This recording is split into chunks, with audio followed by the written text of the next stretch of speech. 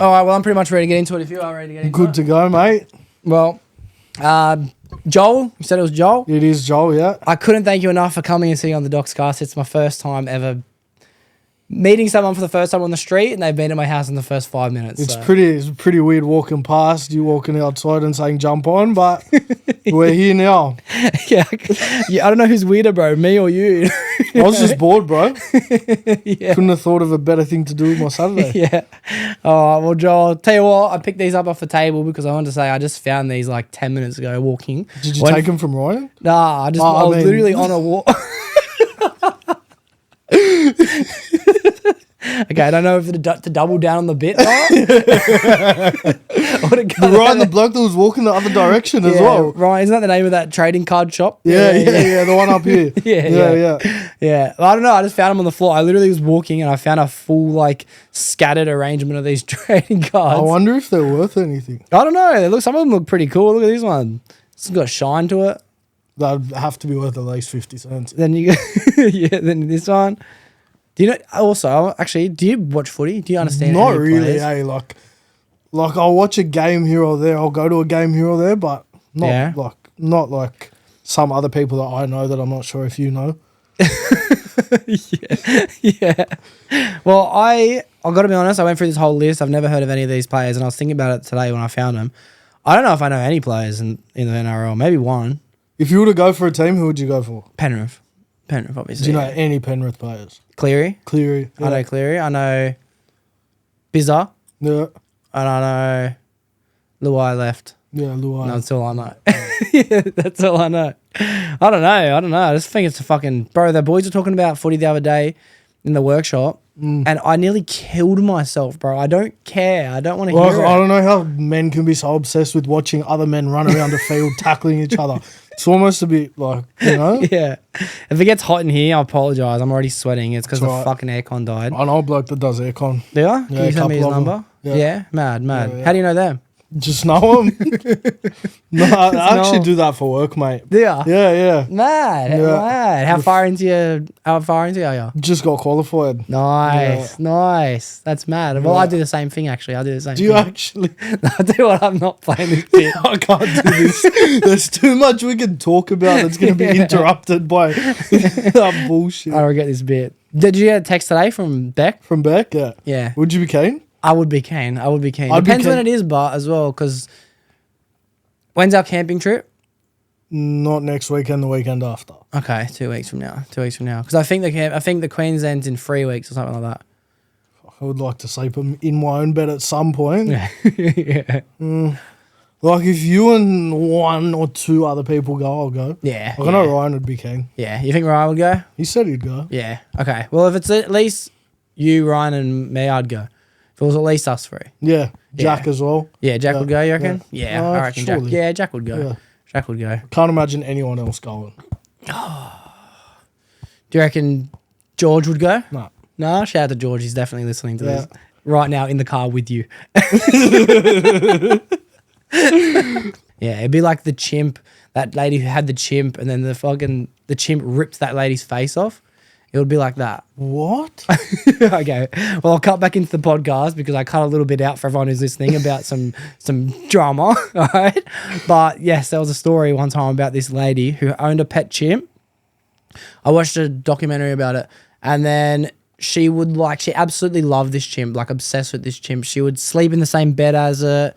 She would give it Xanax and wine, and it would like live inside, wear a robe, smoke darts, like all this shit. Yeah. And then this lady's friend came over one time to say, well, wag on to her, and she was like, the chimp freaked out and got all defensive and ripped this chick's face off. Actually ripped her face off. Is this in America? Yeah. Yeah, right. Sounds like something that had happened in America.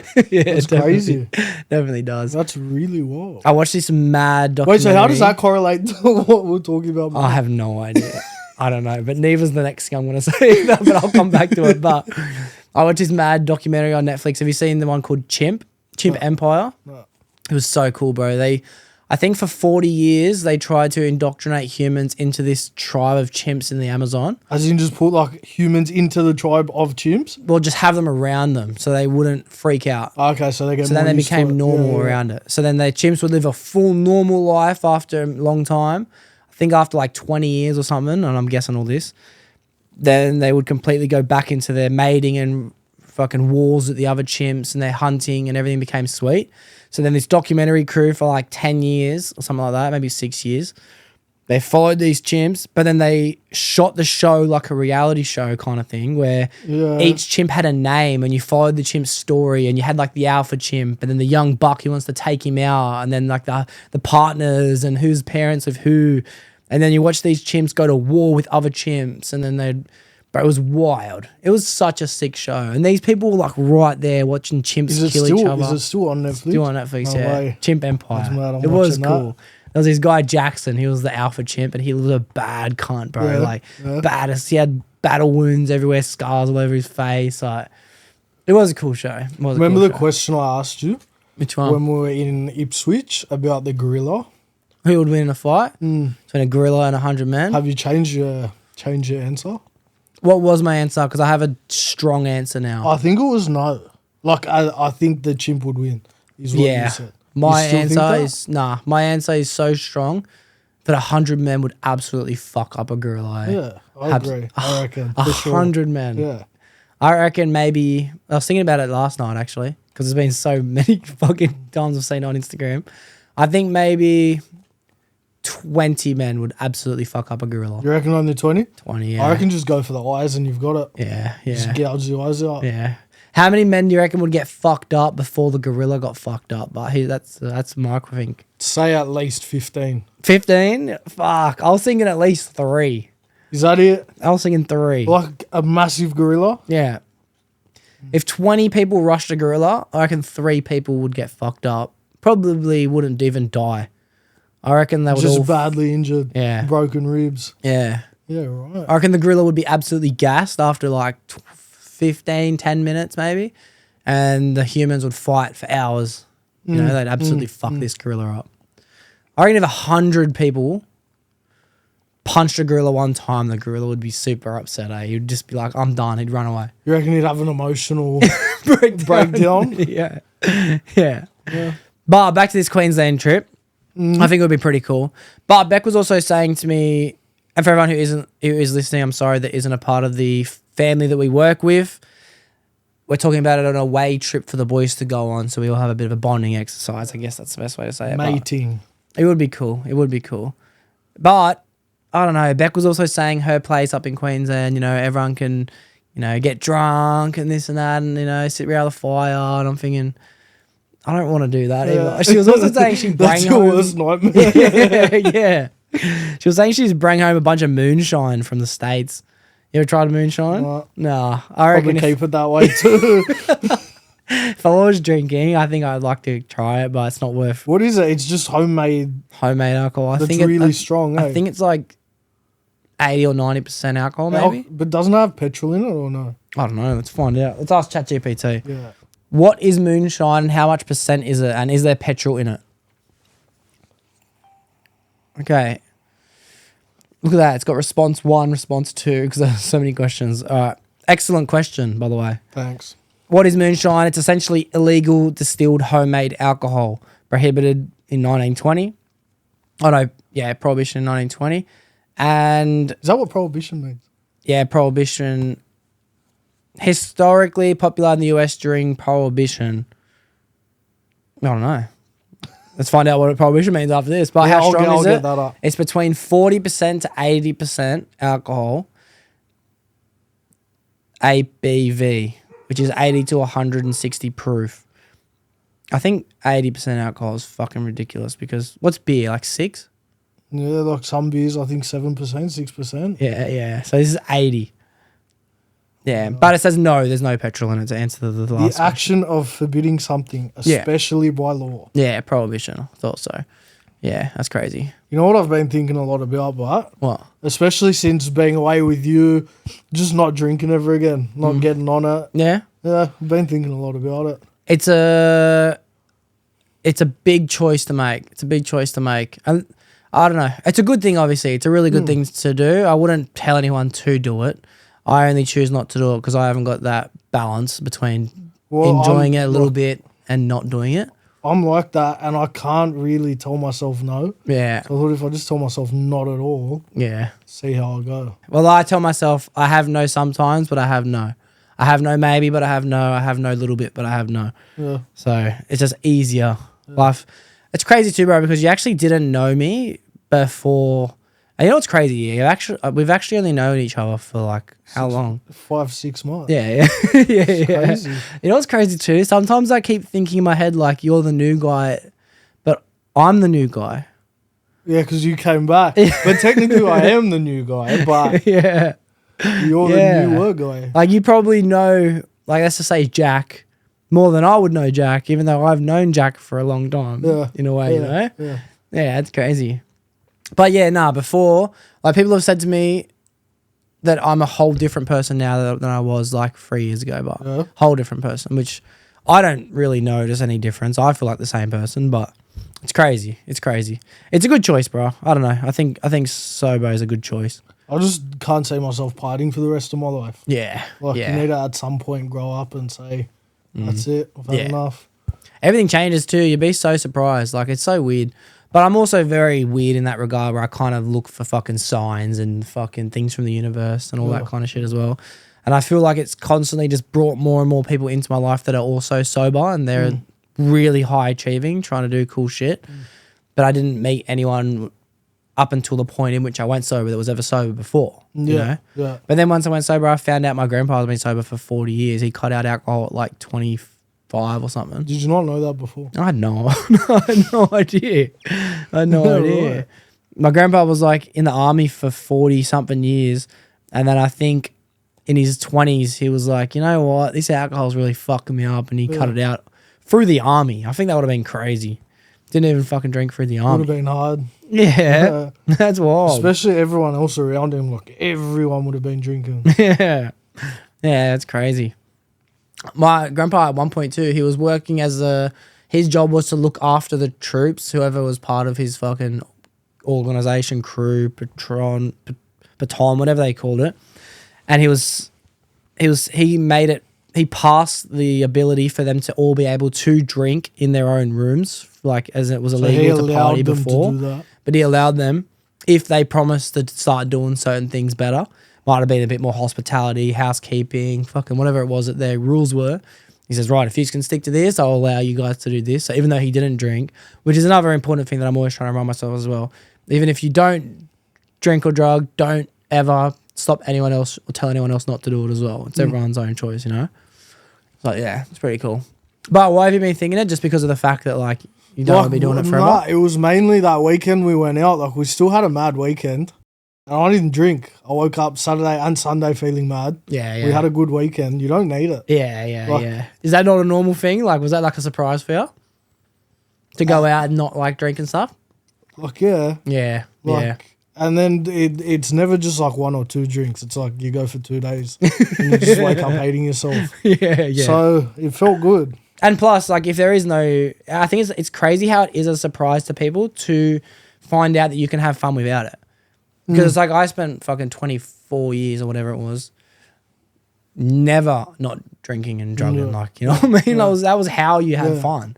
It wasn't fun not doing it. Yeah, you know? like that's Friday night. What are we doing? We're going to the pub. We're getting on it. Like it's just how it's always been. Yeah, it's crazy. But yeah, that's cool. I'm glad that you had a good time doing it without it as well. I had a great time in Queensland. That was just a mad weekend. Bro, I cannot wait to move to Queensland since then. I cannot wait. I was telling like 3 people about it today. Saying, you better start hanging out with me now because I'm going soon, eh? I've told everyone. Yeah. Like, even if it's not true, I've told everyone. So I'm making it happen no matter what. Yeah. Yeah. I don't know, bro. I think it's just crazy going from Surfers to Brisbane in an hour. And they're just both completely different vibes, but also completely different vibes from Sydney. Yeah, yeah. It feels like if you go from Bondi to the city, it's the same thing. Yeah, exactly. And it's a pain in the ass. You don't want to do it. But Queensland was just, beautiful, bro. And then I even kind of hated Brisbane until I went and stayed with old mate. Yeah. It's actually pretty mad there too. Yeah. Like, it's all right. Yeah, nice. Yeah. I'd never been to Brisbane before that. Did you go to Brisbane before that? I think I went when I was younger. Yeah. But not to remember much of it. Yeah. I have a plan, which is why I want to go there. I think I told you about that fattest pair of TNs in Australia, that video I want to make. I'll tell you Yeah, about that. yeah. Yeah, I was speaking to the guy last night. I'll cut his name out because I'm going to have him on the podcast soon. That's that the one guy. we've spoken about. Yeah, Yeah. I want to get a pair from him. I FaceTimed him maybe last night or maybe the night before. And he's like, I asked him if he'll come to a podcast episode as well. And he said, yeah, of course. And he says, I've been watching since episode 1. I says, what do you mean? He's like, yeah, I have you on Facebook. I was like, really? He's like, and then he told me that he was one of my youth leaders when I was like 14. He's So like, you know him? Yeah, I fucking didn't even know, but I know him. I didn't even know that I know him. And he's been seeing the journey since the beginning. How crazy is that? What? Then you have to do it. Like, you have to. That's crazy. That's fucking wild, bro. No, it was a sick cunt, but Where does he live up there? he lives here. He lives in Western Sydney. Yeah. But yeah, we went to the same church and everything when I was a kid. And I was like, what That's crazy. the fuck? That's sick, eh?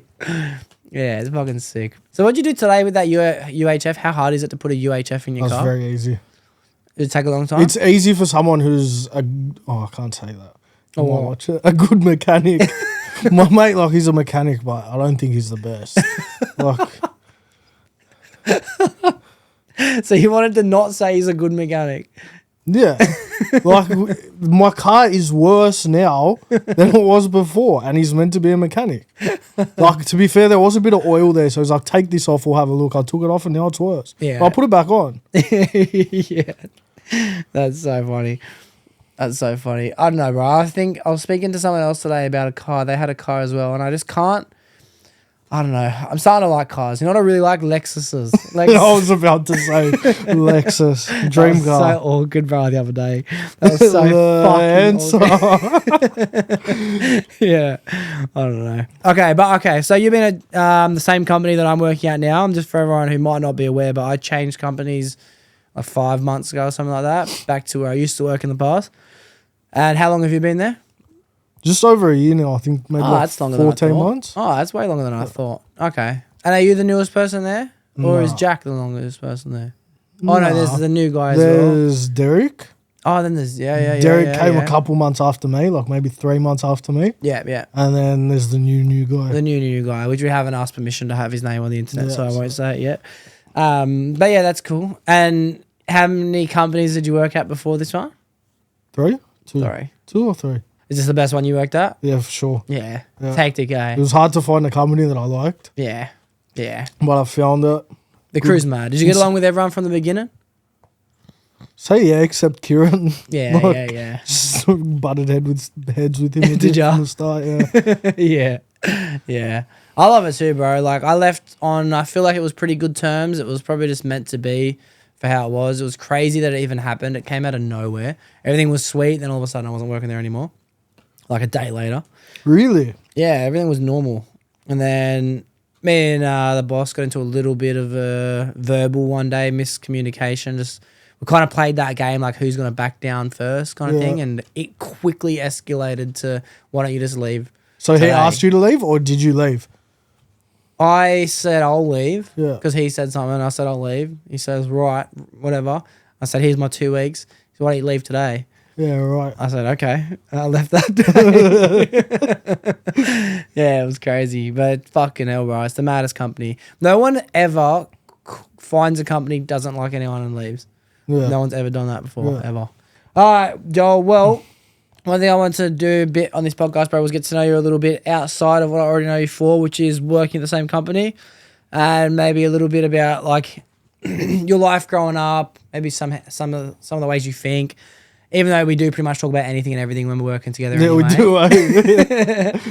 But it's crazy because the shit that you'd never have a normal conversation about ends up just coming up on the podcast as well. And I've learned things about my mates. I'm thinking, bruv, I've known you for fucking my whole life. How do I not know you've flown a plane? That's one of the first things I ever learned about someone on the podcast. I was like, what the fuck? But you're 24? 23. 23. Nice. And where did you grow up? Most of my life, Drummoyne. Drummoyne? Oh, you always lived there? Yeah, most of my life. Same house? Yeah. Yeah, mad. That's cool. And then what about in school, bro? As a youth, were you loud? Were you quiet? Were you shy? Were you like extrovert, introvert? How would you describe yourself? At school, I was always loud. Yeah. Like, in class, I was always running a big mark. Yeah. Some of the teachers loved it. Some of the teachers hated it. But Yeah. it was all right. Like, Yeah. I was sort of always the same at school. I guess you could say even as I am now at work. Yeah. I was like that at school. Yeah. That's mad. Some people, bro, they come on the podcast and they're like, oops, I apologize for that. Some people come on the podcast and they're like, loud, outspoken person, but then at school they tell me they were heap shy. Or they'll come on the podcast and be shy as fuck and they'll tell me they were always the loud, popular kid in school. Oh, really? I think that's crazy. But to stay the same person, that's pretty cool as well. Were your parents strict or nah? Even though you were like getting up to trouble and shit at school? Look, like I never really got in a lot of trouble from them for getting in trouble at school. Yeah. But I'd say, like, not lost faith, but my mum sort of just accepted it at a certain point. Yeah. Like, she was just like, yeah, this is how he's going to be. That's mad. That's mad. I always think about this too, bro. I never remember being punished as a kid. Like, honestly. Like, I remember one time I got suspended from primary school. So I wasn't allowed to have people over. I got grounded. But Fossey came to my house every day. Yeah. He came to my house every day. Where, like, times I got suspended or, like, I wasn't grounded or anything. I could still go out. Like, it got to a point where I loved being suspended. Yeah. And that was probably part of the reason. Like, it's not a good thing. But Yeah, it was bro. never, like, I can never remember, like, my parents, like, leaving school meetings and having a massive chat with me. Yeah. Like, it was never really like that. And you told me you went to a few different schools, eh? Yeah. I went to the same school from kindergarten until year 9. Oh, really? Yeah. That's a From crazy year 1 school. until year 9. So it's like I went to a school like that too. So it was a high school and primary school. Yeah, so it goes from preschool to year 12. Yeah, that was like the last school I went to. My sister went there from preschool to year 12. Wow. And then I got asked to leave, I think, end of year 9. Yeah. That's wild to go that long at the school and then they ask you to leave. Yeah, well, my mum told me, like, she was making donations to the school to keep me there. Just donations, but it was, like, keep my son here sort of thing. Yeah. And then I went That's to mad. school in Bondi, like a behavioural school for, I would have been there like 2 terms. Yeah. Hated it. Yeah. Left there and then did nothing for a long time. Yeah. Yeah. I did a business course at TAFE. Oh, yeah. Yeah. Did you finish it? No. Nah. Was it a waste of time? Was it all right? Like, the business course I wanted to do wasn't the business course I did, if you know what I mean. yeah. Like, I had a very different idea of what the business course was going to be. Yeah. So what did they try and teach you at this business school? like, I guess good things to know and things that I have taken on board, like cash flow, things like that. But it was a lot of like tax stuff and shit I Yeah. didn't need to know. Well, I Yeah. guess I did need to know, but Yeah. not what I wanted Shit to you know. didn't give a fuck about. Yeah. Yeah. Like, I wanted to go out and start my own shoe company, not fucking Yeah. run a business for someone else, which is, I feel, what they were sort of teaching us. Yeah. That's cool. And then what about when you went to this behaviour school? Like, was there many people at this school? There was, I think it was year 9, year 10. Nah, it would have been year 10, year 11. I can't remember. You can make it up, eh? It doesn't matter. Yeah, like something, but there was maybe 40 kids in the whole school. Oh, yeah. So no one. Like, it was real small. Yeah. They made us lunch, like breakfast, lunch, everything every day. Yeah. Could smoke with the teachers at recess and lunch. Really? School started at 10. And if Really? anyone was late from your year, then you had a smoking ban that day for your year. Oh, So the kids who didn't smoke didn't give a fuck. They'd show up whenever. Fucked everyone else. Wow. Yeah. That's crazy. So then with these 40 people in the school, did you find that there was like full cunts in your school that you're like, bro, he's not a normal person? Was it No, just boys or boys and girls? It was boys and girls. Yeah. There was a couple boys. Like, there was a lot of kids that were severely autistic. Yeah. And like, since primary school, me and autistic kids, like, I'm probably a bit autistic, but we've never got on. Like, just something like I do things like to purposely piss them off, like shit like that, and it's just never worked. So, like, there was a couple autistic kids there. There was don't put this bit in. Okay. In case she watches, I don't want to come to hunt me down. That's so funny. Where Fossey and I went to primary school, that was like a behaviour school as well. Yeah. And there was like just primary the behaviour craziest. school? Yeah. Yeah. There was like the craziest possible kids I've ever seen in my life at this school. Like every day there was the craziest shit happening. There was kids there with half a brain. There was like literally half a brain. Really? There was crazy kids. There was like this one kid. I remember his name was Matt. We used to call him Mental Matt. And he would like walk from, bro, he was so crazy. He would start at one side of the oval when recess or lunch would hit, or before and after school. He would go straight to this one side of the oval. And then he would march full pace to the other side, the furthest possible diagonal point, but he'd always have a different toy. And every like month he might get a new toy. So it might be Wolverine claws, or it might be like a fucking Spider-Man thing, or whatever it would be. Yeah. But he would talk to himself. And he would tell stories, and he would fucking make up these movie scenes in his head. Yeah. Full pace, bro. That's when I say to him, hey, you get back right now. And he would not stop every fucking day the entire time I went to this school, bro. How old was this kid? Same age as me or something. I don't know, maybe like, I can't remember how old you are in primary school. Let's say like 10. I remember it from like 8 to 11 or something like that. And yeah, bro, this kid was fucking crazy. But me and this kid had so many altercations. Like there was this one time I seen this popper on the floor. Obviously, you see a popper, you jump on it. Like that's like the rules of a popper on the floor. Yeah. And I just ran up and jumped on it, but it was like in the middle of where everyone was sitting, having their recess, and it coded him. Coded Mental Matt, bro. And he just stands up eating his sandwich and goes, "You're dead!" And I hit legs, bro. He just started grabbing the girls around him, bashing everyone. He was a big kid too. Fucking smash everyone. There was like cases like that every day. There was something like that every day. But I had a great time, bro. I absolutely loved it, you know? There was always like the psycho brother and sister. Or there was like this cunt that had half a brain. He was like just It was always something new, eh? Like, yeah. Never the same day twice. Never the same day twice. I remember even Fossey getting smashed by this kid once. Like, we were throwing rocks. We were absolutely launching rocks one day across the school with everyone as they would come past. And I think it was me who threw it, but I hit this cunt in the shin and absolutely split this cunt's shin open, like so bad. And he couldn't catch me, but he caught Ryan and he punched him in the face as hard as he could, bro. Poor Ryan. Poor Ryan, yeah. Poor Ryan. That was before Ryan was who he is today, too. Ryan was like small, quiet, shy, like as a kid, bro, you know? But yeah, no, it was pretty cool. So you went to this TAFE and you did this business course for a little bit, and then you're saying you've only been in the trade now you just got qualified and you're 23. So then you would have only had like about a year or something being an adult before you got into the trade.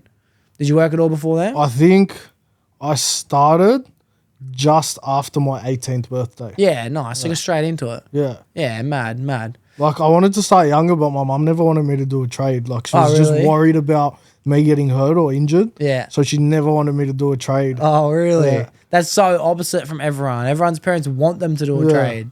Like I think it was finally when she's like, maybe he's being a bit of a dead shit. Yeah. Let him just go do what he wants to do. Yeah. And then It's crazy to pick a trade like fridge and aircon, you know? It's actually crazy. Like no one really just picks it unless they have a family member or someone in the trade already. I think, did I tell you how I started? You did briefly, but do you want to say it again? Just a mate of a mate. Like my mate needed me to get a job. Yeah. That's a bit red hot. But Yeah. so he like reached out to his mate who did aircon. Mm-hmm. And I started working with him. He got sacked after a while. Yeah. I stayed there. So he got sacked and you stayed there. Yeah. Yeah. Yeah, that's mad. Yeah. And then why'd you end up leaving the other companies? Was it just shit? So the first one, the aircon company, I left because I just felt like cheap labor. Like all we were really doing was running duct all day. I wasn't learning anything. I was there for 2 years. Then I went to Coldwright. I left Coldwright when my boss sold the company to someone else. I didn't want to work for him. Yeah. Then I went somewhere else. Remember the bloke I showed you a photo of, asking if you knew him recently from around here? Yes. I got into an altercation with him and then got sacked from there, and then I came here. Yeah, nice. Yeah, nice. It's crazy, bro. It's such a mad company. It's crazy how different the company is than what it used to be as well. Yeah. It's really a good place. It's always been a good place to work. It really was. But you know what I was thinking about last night, especially when we were having dinner, was I told you how some people that start might be intimidated by some of the boys, you know, and who they are. And that side of it has quietened down. It's not as intimidating as a company as it used to be. Yeah. It used to be fucking hell, bro, especially when I first started. Like, I remember kids that would just walk through the door and be like, bruv, you know what I mean? Like, where'd the new guy go? He's gone back home. Yeah. I thought about that after you said that. I was like, I can definitely see, like, even thinking of like certain people's first days and the way we're all standing there, like, doing like that, like, it would definitely be intimidating. Yeah, absolutely, bro, absolutely. But you're also lucky in his way because you're very outspoken, and you know what I mean. Like, you're not very like a shy person, but most people walking into a new building, they're fucking freaking the fuck out. People are in their own heads so hard. Do you ever feel like that? Do you ever feel like that or no? Not really. Like, maybe to a certain extent, I get in my own head, but nothing really. Like, I've always sort of. But I was thinking about it. I think I'm more of an introvert than an extrovert. You reckon? I reckon. Like, I was reading something, and apparently it's not about how you spend your time, but how you restore your energy. So an introvert restores their energy by spending time alone. An introvert does? Yeah. An extrovert, like, restores their energy by spending time around other people. I'm definitely an extrovert. But you know, it's crazy. I feel like an introvert when I'm in public. Yeah. And it's funny because I feel like you probably feel like an extrovert when you're in public. Yeah. And you're saying, but you feel like you might be an introvert. No, is that what you're saying? Yeah. Yeah, because I'm saying I feel like I might be an extrovert. I'd rather be alone, like, just kicking in at home, whatever. I would definitely not, dude. Do you know, today alone, I drove around about 2 hours or something for the day, and I constantly called someone new. As soon as I woke up, I FaceTimed someone just so someone to talk to. Yeah. Like, sometimes if I'm in the mood, I will. But I'd rather sit in the car listening to music than be on the phone. Absolutely not. I tell myself sometimes, let's get through this new episode. I want to watch this episode. Yeah. And about 5 minutes in, I'm like, I can't do it, bro. And I go through my contacts. Really? Who can I call? Yeah. I feel like that's when I'm getting my energy back. It's like, I don't know. People always say, like, I feel like people are like, oh, you need to start learning how to spend some more time alone. If that's how you are, like, you probably don't like your own thoughts or whatever the fuck it might be. But when you said recharge, that made so much sense because I genuinely feel like I'm getting more energy. I'm coming back to life. Yeah, when you're around people. When I'm by myself, I just feel like I'm not existing. I'm just getting by. Waiting for something to happen, you know what I mean? Like, looking for the next cool thing to look at. But at least when I'm talking to someone, I feel like I'm alive again. Yeah. That's cool. But yeah, since I met you, you've been one of the most outspoken people I think the company's ever had, for sure. You reckon? Yeah. More than George? Absolutely. Yeah. Really? Absolutely. I love George, bro. When George started, he was so quiet and so shy. Yeah. I think it might have only been in the last 2 years since I've left that he's definitely come out of his shell so much more. The person that I know now as George is not the person I used to know. Yeah. Yeah. I can't imagine George any different. Like, that's George. That's crazy. That is so fucking crazy. Dude, I remember, I'll never smoke a cigarette. I will never. I'm not staying up late and drinking alcohol. That's so crazy. Those videos in Queensland. Fuck, shout out to him. So what would you usually be doing on a weekend if you weren't coming over here and, you know, I wasn't stealing and wasting so much of your time doing a podcast? What would you usually do on a Saturday? At the moment, just like one of my good mates is rebuilding his car. I just spend a lot of time doing that, honestly. Do you think that's fun or no? Building a car? Yeah, when it's my own car. Okay. If it's someone else's car, nah, but he helps me with mine, I've got to help him with his. Yeah. But, like, it's nah. Is it like moving? It's like they help me move, I got to go help them. Yeah.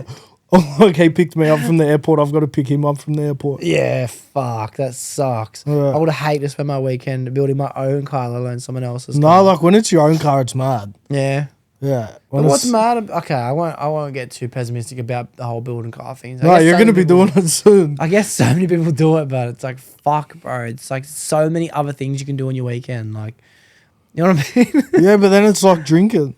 I guess. You may as well. But now that I'm training, different story. You loving the gym now? Yeah, I'm loving it. Yeah, it's crazy, eh? Crazy how good you feel. Yeah. Even today after I went to the gym, I was like, I was going to do half an hour of cardio. I was looking at the treadmill. I was like, maybe I should just do the treadmill. And I was like, if I'm going to do the treadmill, I might as well go for a walk. So I just went for a walk outside. Just went for a half an hour walk. Fuck, I felt good, bro. I'd rather do that than treadmill. Yeah, I felt so good doing it. But I'm so glad you're training. Yeah, I'm actually loving it. Yeah. We're about to go to Box Hill, the gym near me. Yeah. You're going to think it's hectic, bro. Man. It's by far the best gym I've ever been to. By far. But yeah, let's start that Instagram series tonight. I was thinking about it. Remember the one I told you? Let's do it. Let's do the it. glamours at the gym? Yeah. But do you reckon it has its own separate Instagram or not? Nah. I reckon just throw it in the mix. Yeah. Throw it in the mix. Anywhere, anytime. Yeah, let it join the pool, yeah. It might be something that I start doing on like Instagram stories and something as well, but yeah, it's mad. You ever fucking... You showed me that one video that you made once with your mates at the park. Oh, just making fun of my other mate? Yeah. Do you reckon you'll ever start making more? I don't know. I've been thinking about it since you said it. You'd be good at it, bro. You got a good personality for it. I just can't see myself doing it, like standing up in front of the camera like you and just, I don't know. It's so much fun, bro. It's like when a good personality comes along, they need to take advantage of it, bro. You know what I mean? Like, fuck, it annoys me that you're already not. I'm already annoyed. I've known you for too long now not to be doing it. I've always just liked having a private life though. Like I like that if you try to look me up, you can't see Absolutely. nothing. Like, you ask around, people might know this or that, but even then, like... Yeah, that's crazy. I'm an attention whore, but I absolutely love it. I love attention, but from females. Otherwise, I'm just like... Like, if doing content gained me more females... I think it would, for sure. Yeah. In some aspects. Obviously, there's some girls that probably would think it's cringe, but there'll be also some girls that find it interesting. And funny as well. Yeah. I definitely get a mixed pull. Sometimes, like, there's a subconscious thought, like, a self-conscious thought, that's like, oh, does this girl think it's lame or something like that? Yeah. But then there's other girls who are like, oh, I fucking watch these videos. I'm like, oh, okay. That's pretty cool. You'd rather that one anyway then. Yeah. I don't know. Usually the hottest, I'm going to be honest, the hottest ones. They're always the hotter ones. Yeah. The ones that like it, they're nice. Yeah. They're just doing anything to get some dick, so they'll say anything because they don't get it.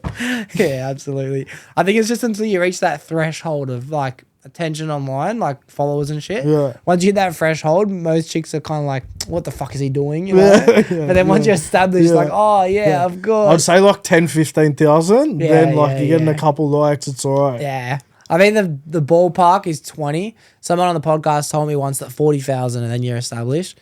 You reckon? And I'm thinking like, fuck, bro, that's so many. Like 40,000. Like, come on. Just keep pumping the reels. Where am I going to get 40,000 from? There's not even 40,000 people around here. You know what I mean? Start putting flyers in letterboxes. Yeah. Follow my Instagram. Yeah, I'll put QR codes on everything. Sticker bomb everything. Follow me on Instagram.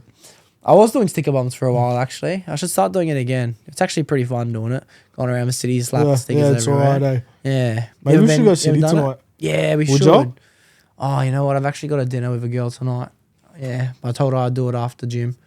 Actually, I told her I'd do it after the podcast. I said the podcast is starting at around 5:45. I'll let you know as soon as the podcast is done. So we got time for gym. Yeah. Sweet. What about if you're not working on your mate's car, you're not doing a podcast, what else is there to do on a weekend? My mind goes to drinking. Yeah.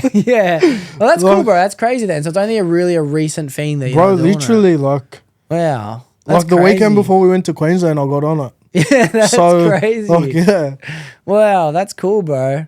It's actually really cool. You know, there's been some people that have reached out off the internet now, like, and I'm using now. It's become a bit more of a prominent example because I'm actively speaking to some of these people that are like, hey, bro, like, just want to say, like the podcast, and like, you know, I want to try and go sober and do recovery, this, that. And now it's like I'm actively speaking to these people about it, and they're like, oh, hey, bro, how do you do it? Like, I'm having trouble with this. And I'm just thinking sometimes, like, I don't fucking know. I'm barely doing it myself, bro, you know? This is hard, bro, you know? I'm trying my best to be helpful, but it's like, I don't know, bro, you know? I just fucking run away to my room and shut the door sometimes. Just block the outside world out. Yeah. Do you reckon it's easier to constantly think about it or not be thinking about it? Oh, the easiest way I found to do it was to just tell myself an amount of time in which I'm not going to do it for. It's 3 months, 6 months, a year. 3 months is kind of easy, realistically. It's like setting yourself 15 minutes of cardio. Because you can everyone knows you can easily do 15 minutes. Yeah.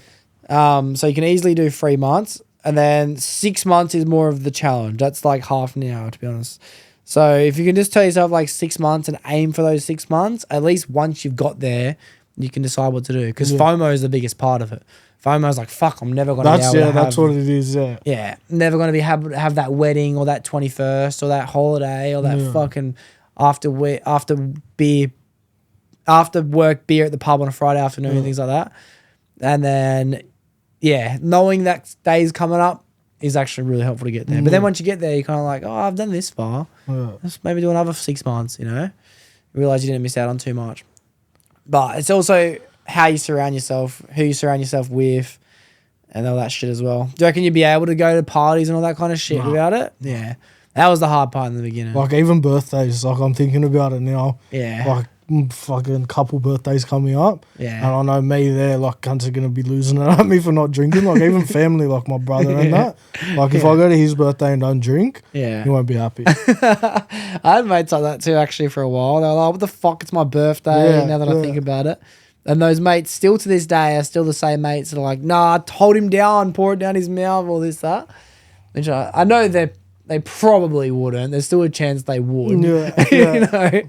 But yeah, actually, I didn't even think about that. Some people do get the shits that you don't fucking do it. Yeah, because it's almost like a rude thing. Like, you're at my birthday not drinking? Fuck off, I'm trying to better myself, cunt. That's so funny how it's rude. It's actually rude. Yeah, that's how they say it, but. Come fuck yourself up at my house. Stop being so rude, cunt. How dare you not stay awake for 2 days, cunt? Were you ever embarrassing, like, to yourself or others when you were, like, on it or nah? I get really bad, like, anxiety after. Like, fuck. Especially if I'm bendering or, like, partying with cunts that I don't really know. Yeah, Fuck, what did I say? Yeah. But if it's, like, my close mates, I'm all right. Like, we all get pretty loose.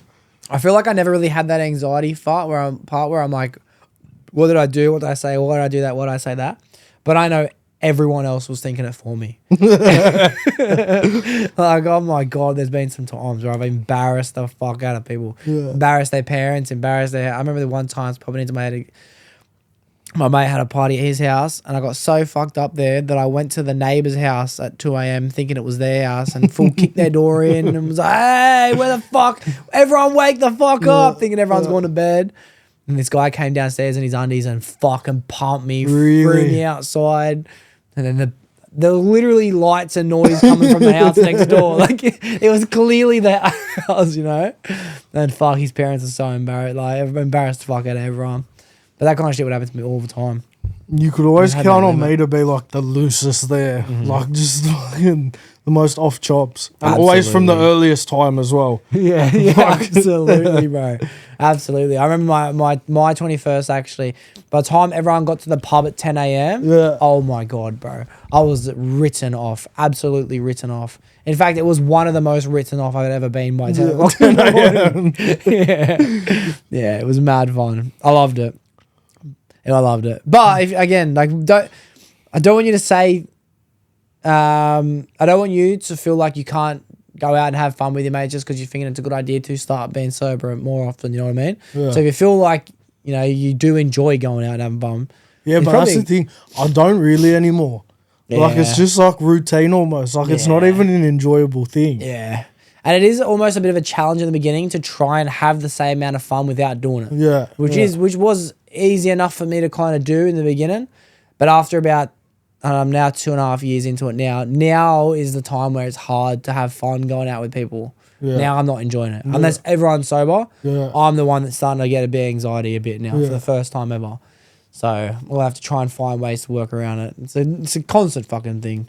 Is there anything that you've been watching on Netflix or anything that's been, like, good? Because I got nothing to watch. I don't really watch things, Like, watch Power. That's about it. Yeah. Power's mad. I love Power. All the new seasons of it? Yeah. If I was to watch it, how much is there to catch up on? Because I haven't watched it. From the start, heaps. Like, fucking heaps. But it's worth it. Are you sure? Yeah. Like, I love it. How much time do you reckon it's going to take to watch everything? Should we ask ChatGPT how much time it is to watch every minute? Oh, she responded to me.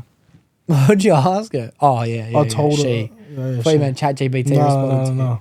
The Power universe consists of multiple shows. So, the first season, which is original series of Power, 57.7 hours. That's all right. Power Book 2, which they're still making episodes of. That's 36.7 hours. Already at like Then Raising 90 Kanan, hours. which is like 50 Cent, because it's 50 Cent show. yeah. And that's like the backstory of him growing up. That's 25 hours. Oh, that's cool. Is it based in the same universe too? Yeah. And It's is in it- New York, like predecessing. So Kanan is like the older like brother, you could say, to Tommy and Ghost. Yeah. I know And- who they are. I watched episode 1 of it. Yeah, so that's like predecessing them. Yeah. Yeah. Like yeah. before they were even in the Okay. picture when he was growing up. And Okay. then so that is So does Yeah. that mean that Power is set like now, yeah. and this is now gone back in time to when 50 Cent was a youth? Yeah. Okay. Okay. Do you reckon now's based on real life people or not? It's fiction as. I don't know. Yeah. I think it's fiction. Okay. Okay. Then there's Power Book 4, Force, which is 18.3 hours. So the total watch time is 137 hours. Okay, that's a lot, bro. How much is Game of Thrones? Ask like, how much is Game of Thrones? 70 hours. So 70 half. hours. Game of Thrones is half of Power. Fuck. I better start Power now. Because I keep telling myself I'll start Game of Thrones, but like it's so much to watch. Yeah. So I better Stop start Power. now. But like it's mad. Like it's just mad how everything correlates and Yeah. it's good. Did you watch Top Boy? Yeah. Is it similar? Because I didn't like Top Boy. Did you watch the original Top Boy? Yeah. Like before Drake? Before Summer House. Drake, yeah. Yeah. Yeah. That one I liked. Yeah. But the new one I don't really like. I just didn't like it, bro. I couldn't relate to it at all. Yeah. Like UK Yeah. gang shit, bro. What the fuck? Like this is Just a less, white kid from this is fucking more like Sydney. mob boss kind of thing. Like, Yeah. Because I remember the first like episode. I think they ran a nightclub and Yeah, shit, all that yeah, kind of yeah. stuff. I can fucking understand that. I can Yeah. put myself in that situation. But what go on, my brother? What you Being on saying, the like, streets of like London. fuck Yeah. off, bro? Why would I watch that? I don't get it. Yeah. I have to feel like I can be the main character. Otherwise, I don't want Yeah, to watch yeah, it. yeah. That's actually a mad way to watch something. Yeah, everything I watch, I become the character. Like if That's I'm not mad. him, then I'm not watching it. Spider-Man? Yeah, I'm Spider-Man, that's bro. mad. You know, it's crazy, especially when I used to do a lot of psychedelics as well. It kind of fucked with my head because I'd watch shows and become the main character and then get confused. Like, you know what I mean? Like, yeah. fuck, they made a movie about me, you know? That's like Old Mate Under the Bridge, that story. Yeah, that's a wild story. Actually, there's lots of those kind of moments, to be honest, especially when it comes to movies. I remember one time I got really fucking tripped out. I can't remember on what, and I'm just like, fuck, bro, I can't handle this. Everything's about me. Every song I was listening to, I was singing about me. The fucking hell, bro, I couldn't handle it anymore. So I went back home, tried to watch some TV. I was like, damn it, that's about me. Damn it, that's about me. Damn it. It would be like Harry Potter. It'd be like Pirates of the Caribbean, Transformers, and it's like, damn it, they're all my stories. They're all my storyline. Damn it. I was tripping out bad. And then I got to my How I Met Your Mother's my safe show. Yeah. Okay, thank God I found my safe show. And I've watched that. Episode 1 to 9. Season 1 to 9, I probably watched it 100 times, I reckon, at least 100 times. And then, bro, I turned it on and started watching this episode, and it fucked me for weeks because Really? this one episode, it's called The Wedding Bride, and the episode is about the main character, Ted. Have you seen How I Met Your Mother? No. Ted's the main character. He goes and puts on a movie. No, he goes to the cinemas to watch a movie, and the movie is about him. Like, like because he dated a girl in the past and they had this big breakup and had this big marriage thing, all this, that. And then she went on to marry a screenwriter and based the movie on her ex-boyfriend. So he went to the cinemas and watched a movie about him. And I was freaking out watching movies about me. And I put that on to be safe. And bruv, I laid in bed going, oh, I was right about everything. Fucked me up, bro. That's fucked. Yeah, it was not cool. It was not cool. But I started watching the other night. I finished it actually. The new Tiger King documentary on Netflix. Is that? I would recommend it. I think I watched that. Yeah. Wait, is it new? Yeah, Untold Tiger King. It's Is that new. that bloke fucking the weird like? Not, What's his name? not Joe? Tiger King. Sorry, I said it wrong. I've seen the Tiger King. I have watched Joe. What the fuck was his name? Joe. Oh fuck! What was that guy's name from the Tiger King? I need to know. I need to look up what the Tiger King's name was. What was the main character in Tiger King's name? Joe Exotic. Yeah, Joe Exotic. That's Joe it. Exotic. Yeah. But no, the new show is The Liver King. The Liver King. That's what I was meant to say. Yeah. They made an untold version of The Liver King. And that was awesome to watch, bro, because like you just watch the facts and he admits to the fact that he's a con artist. Not only did he lie about the whole steroid thing, but he lied about everything. In fact, it showed him at the end of it not even eating carnivorous lifestyle. Like he was eating fruits, he grows his own crops, and he's eating berries and fucking all this in the fucking documentary. I'm like, this motherfucker. He's ripped, bro. He's fucking massive. He's ripped. He's on that much human growth hormones. It's unbelievable. And he has made that much money that I think last year his company did over 100 million. Really? 100 million, yeah. So I can't lie. I respect the fuck out. Any hustle like that, I don't care how much they lie. Yeah, that's what I say. Like, if you're gonna make money, like, just be good at doing it. Like, just do whatever you need to do it. Make all of it. Yeah. Like, if you find a niche and you can con people, just fucking go for it. Absolutely. Just don't get yourself done. I'm a big fan of cons. Big scams, I'm a big fan of them. Yeah. I think it'd be mad to hit mad lick, bro. You know what I mean? Like, just trick maybe like 100,000 people into giving you $5. You know what I mean? Just cop $500,000 would be so mad. I remember it would be a really good idea, and I'm pretty sure I heard a story about someone doing it, which is, I'm not saying it was my idea, but someone set up an account on their phone, like one of those ones like 1-800-MUM-DAD, where you call someone and then it charges you charges you money, and it goes to your number. And they went around to every single business they could for like 6 months. And they said, hey, I've just lost my phone. Do you mind if I just use your phone to call it? And he would just hold the phone to their ear, wait 5 seconds once it's answered, and it would charge them like $5. I can't find it. Appreciate it anyway. Go next door, try it again. Go next door, try it again. He would do it hundreds and hundreds and hundreds of times. It can't cleaned up. That's mad. That's hectic. I want something like that, bro. I need a mad lick, bro. I need a mad lick. Because I can't be... You know what I've really noticed in the last 2 months? Working for the rest of my life just ain't it. Nah, I can't see myself doing this at 60. Like, no way. Even 40. Like, bro. Yeah.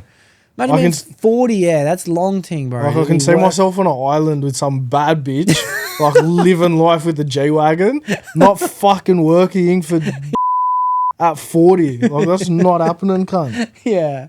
I don't know. How much time do you actually think about like finding a way out? You know bro, I mean? all day, every day. Yeah.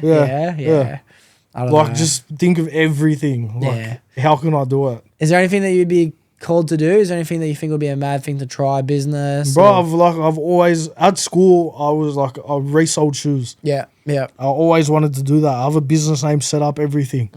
I've always wanted to do it. Yeah. Like that, I'd love to do. I reckon that'd be great, bro. That'd be so But great. I reckon I've missed the boat on that. Like, I reckon the boat's definitely left fucking shore, that's for sure. But I reckon it's coming back, obviously. Everything has to redock and supply up.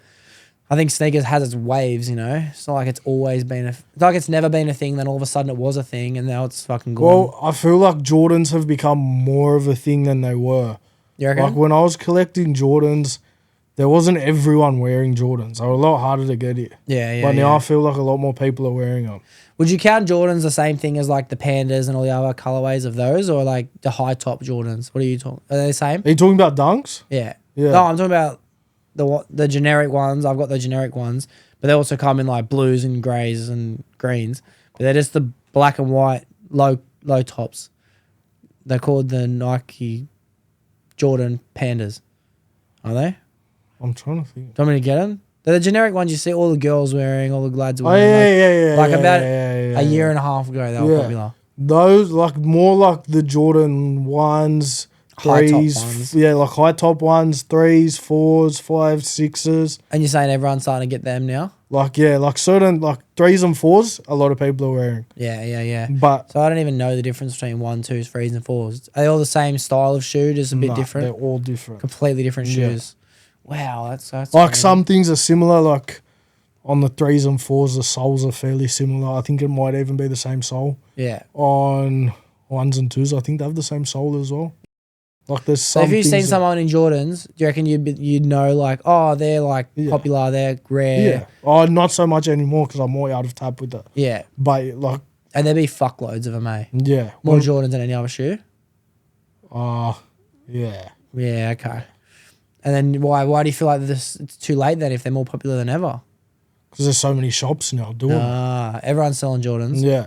I didn't even know everyone was selling Jordans. I thought everyone was only selling like Asics and TNs basically. No, there's like, if you go to like shopping centers now, there's so many resale stores. Really? There's never before. For Jordans. Like even that shop we went to in the Gold Coast, remember that one? Yeah. Like that is a Yeah, perfect example. And was that a kind of store that would have like good Jordans? Yeah.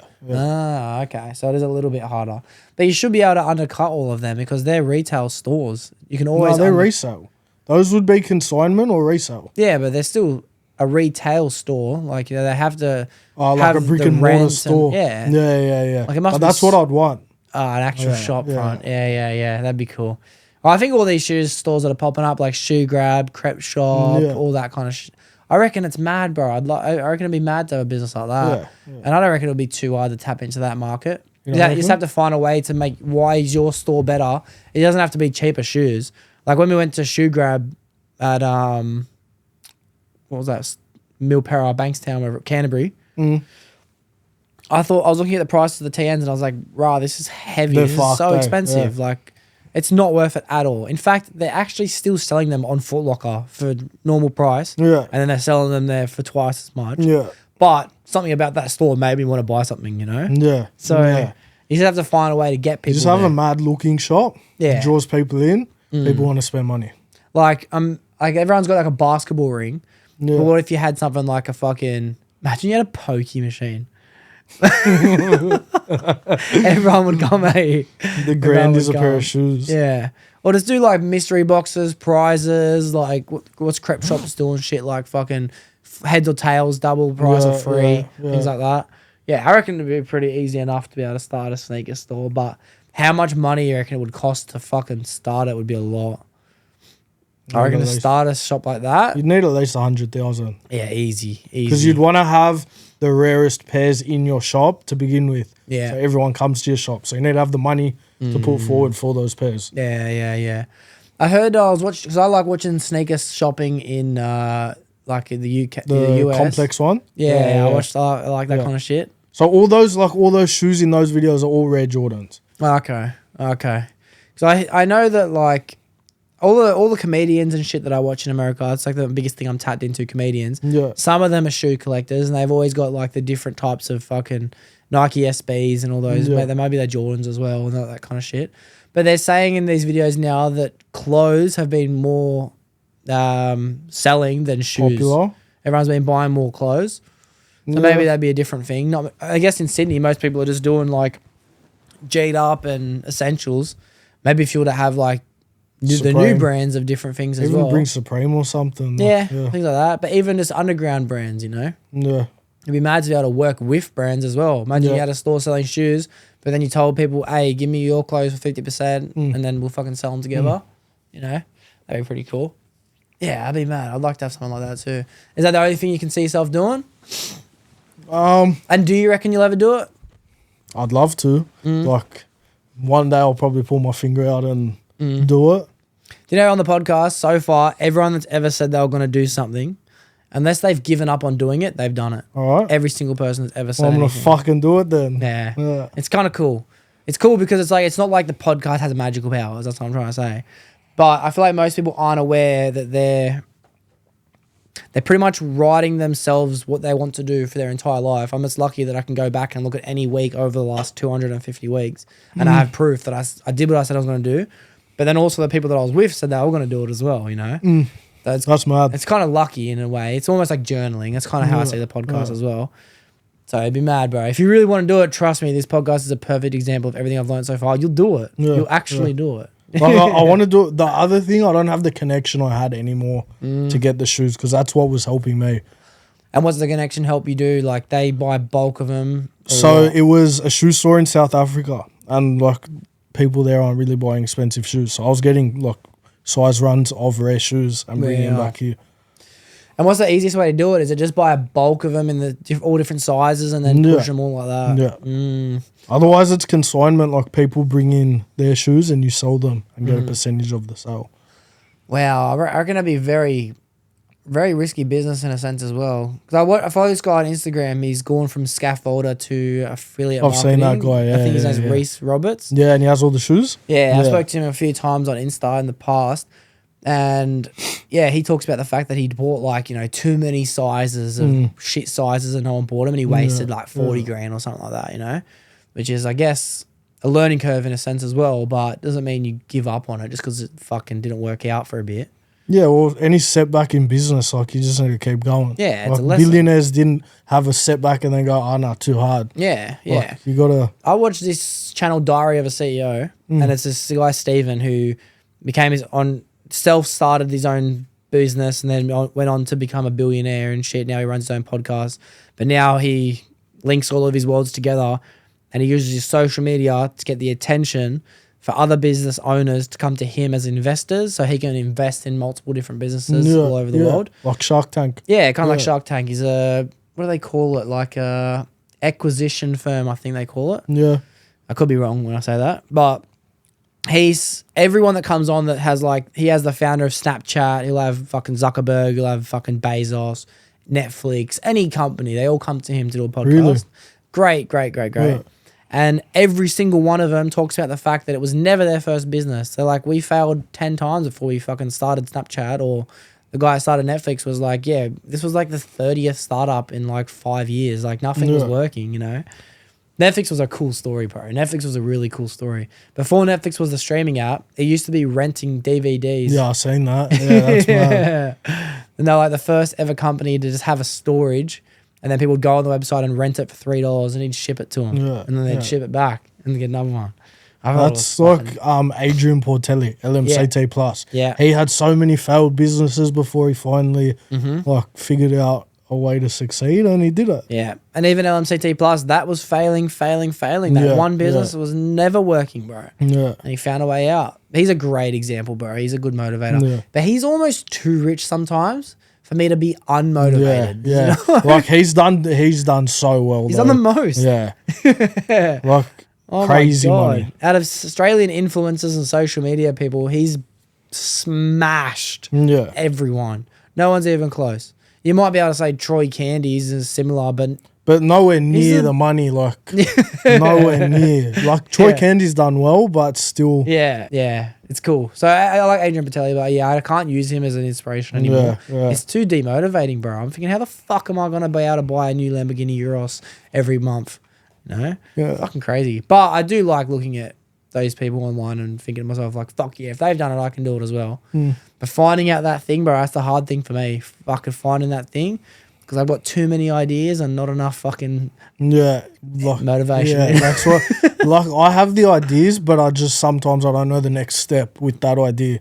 ChatGPT is a good way to do it too. Yeah. My mum's been making an app. So if you think of an app idea, it's actually not that difficult. My mum's been making an app.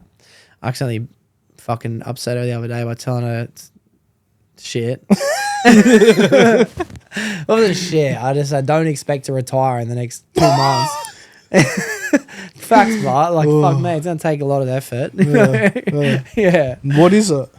I don't think she's patented yet, so maybe I'll take it off. I won't put it on the podcast, but she made an idea like, because attention, and I'll cut back into the podcast now, but attention is what sells. You need to have traffic to whatever it is you're doing. Yeah. An Instagram page gets 1 million views a month, a YouTube channel that has this many subscribers, or even because that is what is selling nowadays. So people say time is money, and yes, that also includes like labor. You work for your time, this, that, but it's also if you got a 1 hour episode of something on YouTube and you have 10, 15 ads playing through it at 15 seconds an ad. That 15-second ad playing in the middle of your 1 hour video, if you've got 10,000 people paying it, they'll pay a lot of money to get 10,000 people to see it. But it's not easy to get 10,000 people to see anything, Everyone's trying to get your attention. So that's kind of how I'm looking at escaping anyway. Yeah. Well, so if you put an ad in your video, say you get a set amount of money just for people watching it, if you get clicks from that ad, do you get more money? No, it doesn't work like that. YouTube doesn't work in affiliate marketing in that regard, where say there's an ad for a new fucking editing software and they go through that. No, but I can always do my own promotions inside the podcast as well, which is cool because I'm actually very, very close to be able to start making money off YouTube. I'm only like a few subscribers away. Really? Which has been cool because I always knew it would be around the way I see the podcast, right, is it's like everything I see is an apprenticeship. So you take 4 years to do an apprenticeship. You start off absolutely dog shit. Everything you do is stupid. You're an idiot. It's embarrassing. You look back, you realize you'll cringe. It's kind of like episode 1. Yeah. But by the time you become a third year, you should be pretty good at your job. You can be trusted on your own. People respect you. You have authority over other people. You're getting good enough. By the time you're tradesman, you should be competent. So at the moment, I've just entered my 3rd year of my apprenticeship when it comes to podcasting. So it's like I'm not making notes. I'm not worried about what to say. I'm kind of just at that point now. Where in the beginning, it was, what's your favorite color? Kind of shit. Yeah. And then I always knew around the 3rd year mark, I'd be able to get my company car, which is, the first thing you kind of get. Yeah. And I've almost got my company car. What's that? It's making money off YouTube. Yeah, okay. Yeah. So it won't be much. It's like a company car. It's not much. But But it's something. At the end of the day, it's like a lot. Get you from A to B. Yeah, it's a lot. It's a lot, but it's not. So yeah, it's pretty exciting it's pretty exciting. I'm keen for that. No. But yeah, I do hope to eventually get to the stage, which I will. It's inevitable that I'll have things where I'm like promoting products and asking if you want 10% off this, that, and it's crazy, bro. It's unlimited. People that I know who do podcasting, even locally enough, they're making mad money off it, bro. Mad money. Yeah, mad money off it. Right. Now, there's a guy who's only like in Penrith and he built a studio. He did it for like 5 years, I think. And now he rents his studio out and manages other podcasts. And he's fucking killing it. Yeah. Oh my God, he's making that much money doing it. It's like $250 a session or something like that. And yeah, you might do 5 to 10 sessions a week, Fucking crazy, bro. Yeah. So it's cool. So at the moment, this is my escape. This is I can't be fucking working, bro, forever. Like, it's such a drag. Like, it's just. You ever worked with cunts that are like in their 40s and you're thinking, bruv, Yeah. Or like, even fucking providing for a whole family on what they're providing for on. Like, yeah. It's insane, dude. I'm glad I got the experience of working in supermarkets for so long as well, because I got to meet so many different experienced lads in the trade. And once you go make that kind of money, you can make like 4 or 5 grand a week realistically, especially on subby rates, and then they've been doing it though because they're making the most money they can, making nights, living away, doing all this shit, living away from their families. And now they can't go back to earning $1,800 a week. What's that? But now they're fucking. One lad was like, I worked with a lady who was in his 50s, still doing night shifts, just fucking doing this. Rough. Fuck. It's so rough.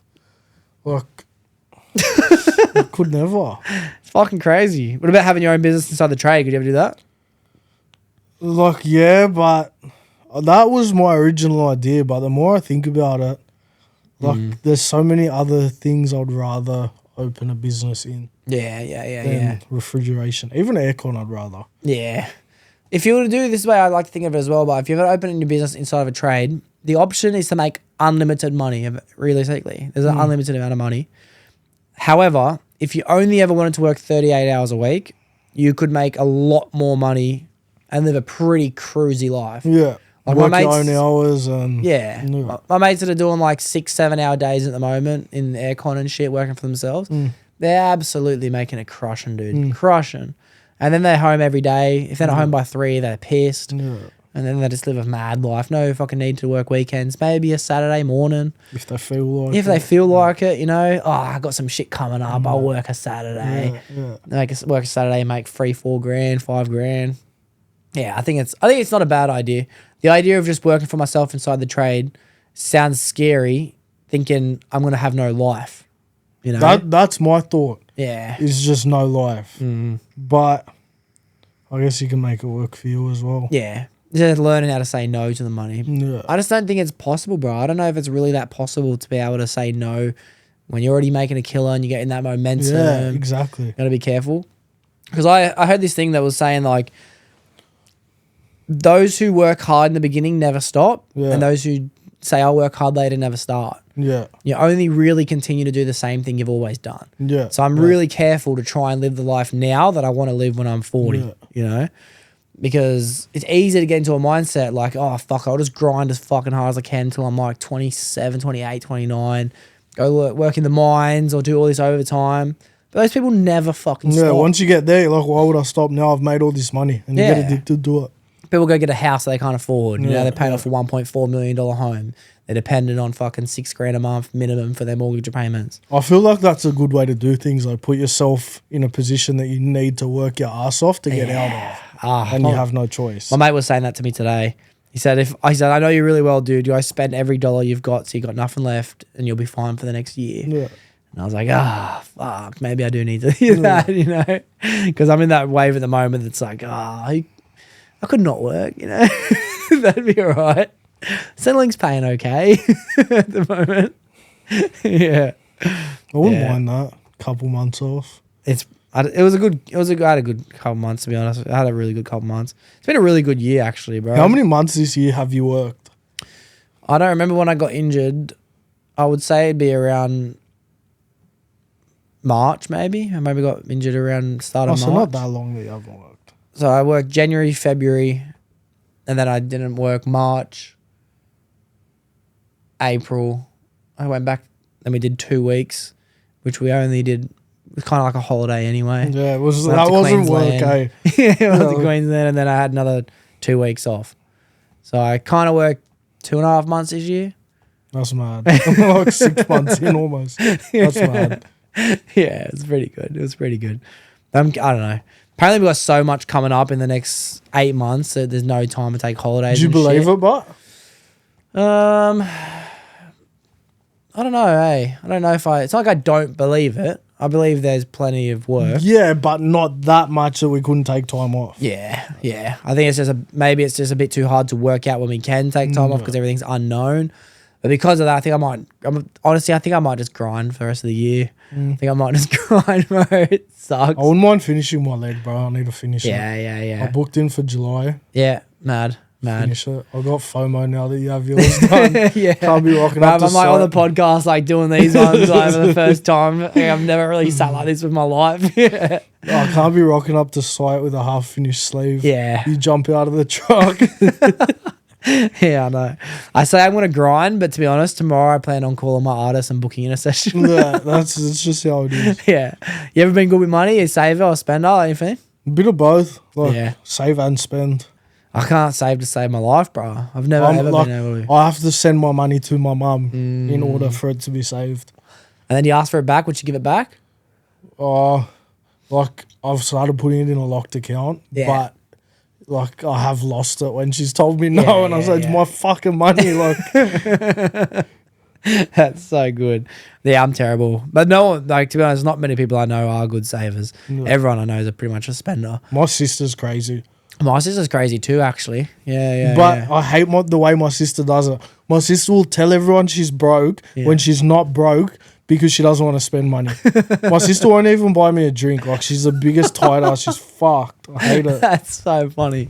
Yeah, my sister's a beast, bro. I don't know. My sister will eventually tell me how much money she has. I'm thinking, what? Yeah, I should rob you. Yeah, cunt. That's crazy. Like, how am I letting you live in this house? Yeah. She ended up moving out on her own now. She doesn't live here anymore, but she can easily go do that now, you know? Yeah. That's the same. My wild. sister moved out. She was living out of home for like a year. Her rent was like $700 a week. Oh, And she was still saving. And Yeah. she's a receptionist at a medical center. wow. And she goes to uni. Wow. Good on her. Hustler, but that's hectic. Yeah. So what are you thinking? Like, what do you want to do with your money in the future? Do you have a plan on fucking putting it towards housing or holidays or? I want to like buy a business? house, but I don't want to be trapped. Yeah. That's my thinking. Like, ideally buy a house, but that's to be financially free. And there's other ways that you can be financially free without having to buy a house. Yeah. So, I think from my experience doing it, my advice will always be to people, unless you already have planned the wedding in which you've got a missus, you've now proposed, unless you've planned the wedding or you have got a girl pregnant and you plan on living with her. If you just get her pregnant and you don't plan on living with her, whatever, it doesn't matter. Never buy a house and live in it. Never do it. yeah, if I bought it, I wouldn't live in it. Yeah. Buy a house in fucking Melbourne, Queensland, fucking Perth, wherever you want to buy it. I think that's a good idea because, yeah, this has been cool owning a house, but fuck, it's the worst, bro. It's like You just feel trapped, though. I have to come back here and I look at my bank account. It hasn't moved. My mortgage hasn't moved in 3 years. Yeah, that's so fucked. I owe the same amount of money. It hasn't moved. No. And I pay it every month. Say I want to make a hypothetical number because I don't like to think exact, but let's just say your mortgage is $4,000 a month, which is more than what I'm paying. It's not that much. But let's just say $1,000 a week. You should realistically pay off out of that $200 a week off your mortgage. So double it. No. You're paying a total of, maybe that's too much. Maybe you're paying $600 a month off your mortgage. $3,400 is going in interest. Oh, right. Okay, I get what you're Every saying. single month. Yeah. So it has to get really low before you're even hitting the actual house. Yeah. That's It'll so take 10 fucked. years, bro, before you've noticed any dent. And I just think it's a fucking scam, bro. I think getting into the housing market realistically is a scam. But once you start, you can't stop. It's kind of like that story with Troy, how he bought the house he couldn't afford, so he had to make more money. That's where I got that from. That's where I Yeah. got that mentality from. It's from Troy Candy. So it's kind of good in that regard. But if you can never do it in the first place and you want to put your money towards other things, I'm all for it, bro. All for it. Start that fucking shoe business. So, do something like that. Be cool. Would you ever want to have your own clothing brand? I think I talked to you about this. I think we've spoken about this. Not really, just basics, blank clothing because I can't find it anywhere. Just black hoodies. That would be cool. That'd be cool. And call it blanks. Blanks. That's a mad name for a business, bro. Just sell basics, eh? Yeah. Imagine you could sell that. Basic shorts, basic hoodies, everything comfy as fuck. Basic bags. Like essentials, but not essentials. Yeah. And just call it blanks. Basic phone cases, basic wallets. Yeah, that's a sick idea. That's a mad idea. Even mute. Yeah.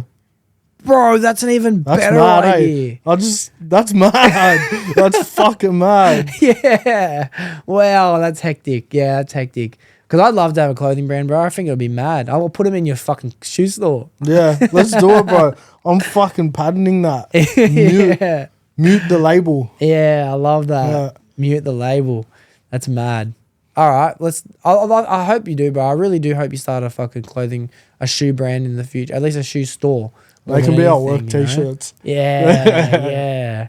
That's sick. I know a guy who started a business making work clothes, work shirts, and he has a pretty successful business now, just hooking everyone up with that kind of shit. And yeah, I guess he does pretty well. I think he supplies like an airline, like Qantas or Virgin or something like that too, with all that kind of shit. So there's businesses everywhere, bro. There's businesses everywhere. You just gotta fucking do it. Yeah. What do you reckon do you reckon it's just the deposit that's your biggest problem doing it, or what? Just going for it, just biting the bullet and saying, fuck it, I'm going to do it. Yeah. Like, even if I come out at a loss, it's a start. And it's like gaining knowledge about running a business. Yeah. That's probably my biggest thing. I don't think it would even cost that much money to start a business, bro. I don't know why I haven't done it myself. I'm just being lazy. Like, what's it cost to honestly order some fucking shirts and jumpers off the internet? All. But my thing's quality. Like, I don't want to put clothing out if it's not quality clothing. Yeah. Even if it's at a higher price point, I want to wear quality, so I'm going to make quality. Yeah. That's what I'll do as well. I'll buy it for myself. And if anyone else likes it, there'll be plenty of it. And I'll be doing my best to convince people that they want it as well. Of course. Yeah. And especially, like, I've been following some mad accounts on Instagram lately about people who have started their own things. I guess, now that you mention it, there is a lot of retailers doing shoes, but again, I don't really know of any hype around Jordans. Like you say, it's really popular in Australia, but that's crazy that I've never even noticed it. It might not be super popular, but it's more popular than it was when I wanted to do it in like 2019. Well, then, wait, so wouldn't that mean it's more of an idea to do it now than it was then? If it's more popular? Yeah, I guess so. Yeah, that's a good point. Surely there can't be enough retailers to sell the demand, especially if it's rising. Yeah.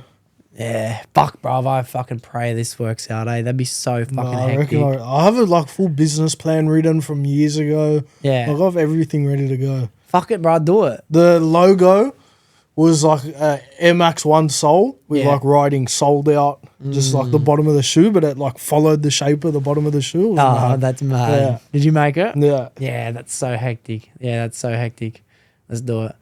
I can't wait to start training every day as well, bro. Trust me. I feel like, honestly, exercise is one of those magic things where you start doing that every day and everything else in your life just starts to happen, together, bro. right? You make more money. Yeah. You get more girls. And honestly, you could wear the same clothes where you can't tell your physique at all. Yeah. You could wear over baggy shit the rest of your life. If you go to the gym every day, you get more girls. Yeah. You fucking make more money.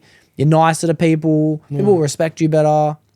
It's fucking magic, bro. It's fucking crazy. Your aura Can't believe it. changes. Aura changes. It's fucking unbelievable. That week that I spent in, I can't remember how many, because I did a little bit of exercise. Let's just say it was a week in Thailand where I didn't train. Fuck, I was so self-conscious, bro. Oh, God. I felt better in Queensland. Like, I trained when I came back, but not as much as we were training. Yeah. But when we were up there, I felt mad. Yeah. Like, full no haircut for the first, like, little bit, but I felt mad still.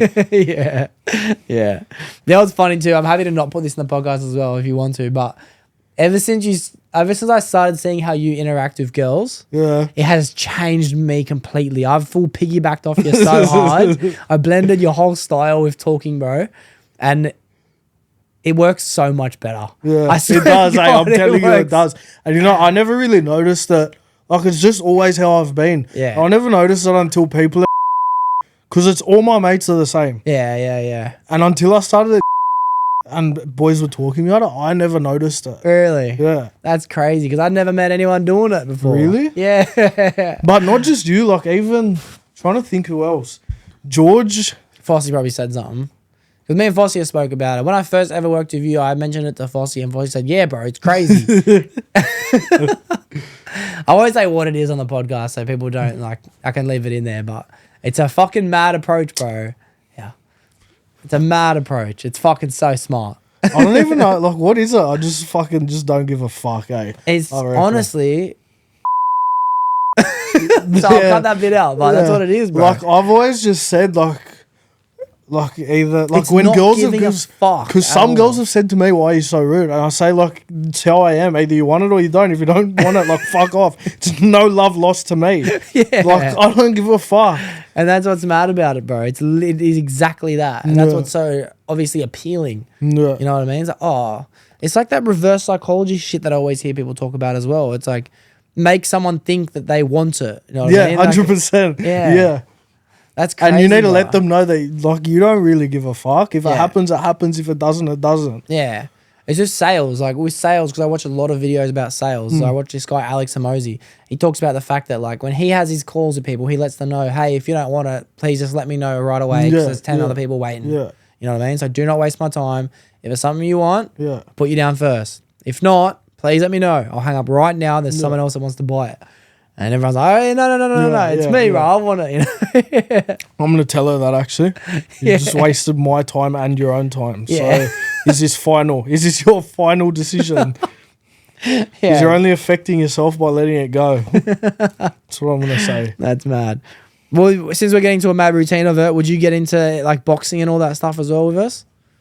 Yeah, maybe not jiu-jitsu, Yeah. but like I'd box. I used to do a bit of kickboxing with my mad. brother. Yeah, mad. Yeah. All right. Well, let's find somewhere close enough to the workshop then so we can do it on those days and Yeah, we can done. finish there. Yeah. Because I'd like to be able to do it once or twice a week, I reckon. Yeah. It'd be mad. Yeah. Plus, you can still do gym and cardio. We wouldn't want to do cardio that same day, but you can still do gym outside of doing that. But it's You could definitely even something. train in the morning. Oh, Yeah, I I'm going to do. eat my words. Yeah. I'm going to eat my words on that one. Yeah. It's hard, but if I have someone training with me in the mornings, it'd be mad. Yeah. It'd be mad. I wake up like 10 minutes before I need to leave the house. Brush my teeth, leave. Yeah. You know what I've started doing lately? I've been doing my non-negotiables, which has been like a mad touch I've given myself in the last 3 months, I'd say. When I had time off, I finally had time to make a like journal and shit. Yeah. I've been journaling a lot more again lately. You ever done journaling? No. Bro, it's like, it's a really, really good habit, but it is so hard. It's really so hard. Do you do it every day? You write in your journal? No, but I should. I should do it every day, but most days I don't even think of it. You Yeah. know, like it's part of my non-negotiables to read my non-negotiables, and I don't do it. I forget. You know, at least because when I read it, it's like one of the last things is journal. I'm like, oh, for fuck's sake, bro! I was just about to go to sleep. I got to pull it out, but it's actually very easy. And an example of how easy journaling would be is like, because I've done it in the past. I've had waves of doing it for like 6 months, and I've probably done it every 2 years for 6 months at a time. And I'll go like, at the moment, because I'm getting back into it, it's very simple.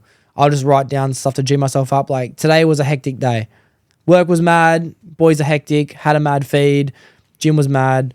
Tomorrow will be even better. Yeah. Simple as that. Yeah. Really easy shit. But when I'm in a real wave of journaling, because I can pick it up mad, I'll have like 5 different books. and I'll have like Really? what I did at the gym that day.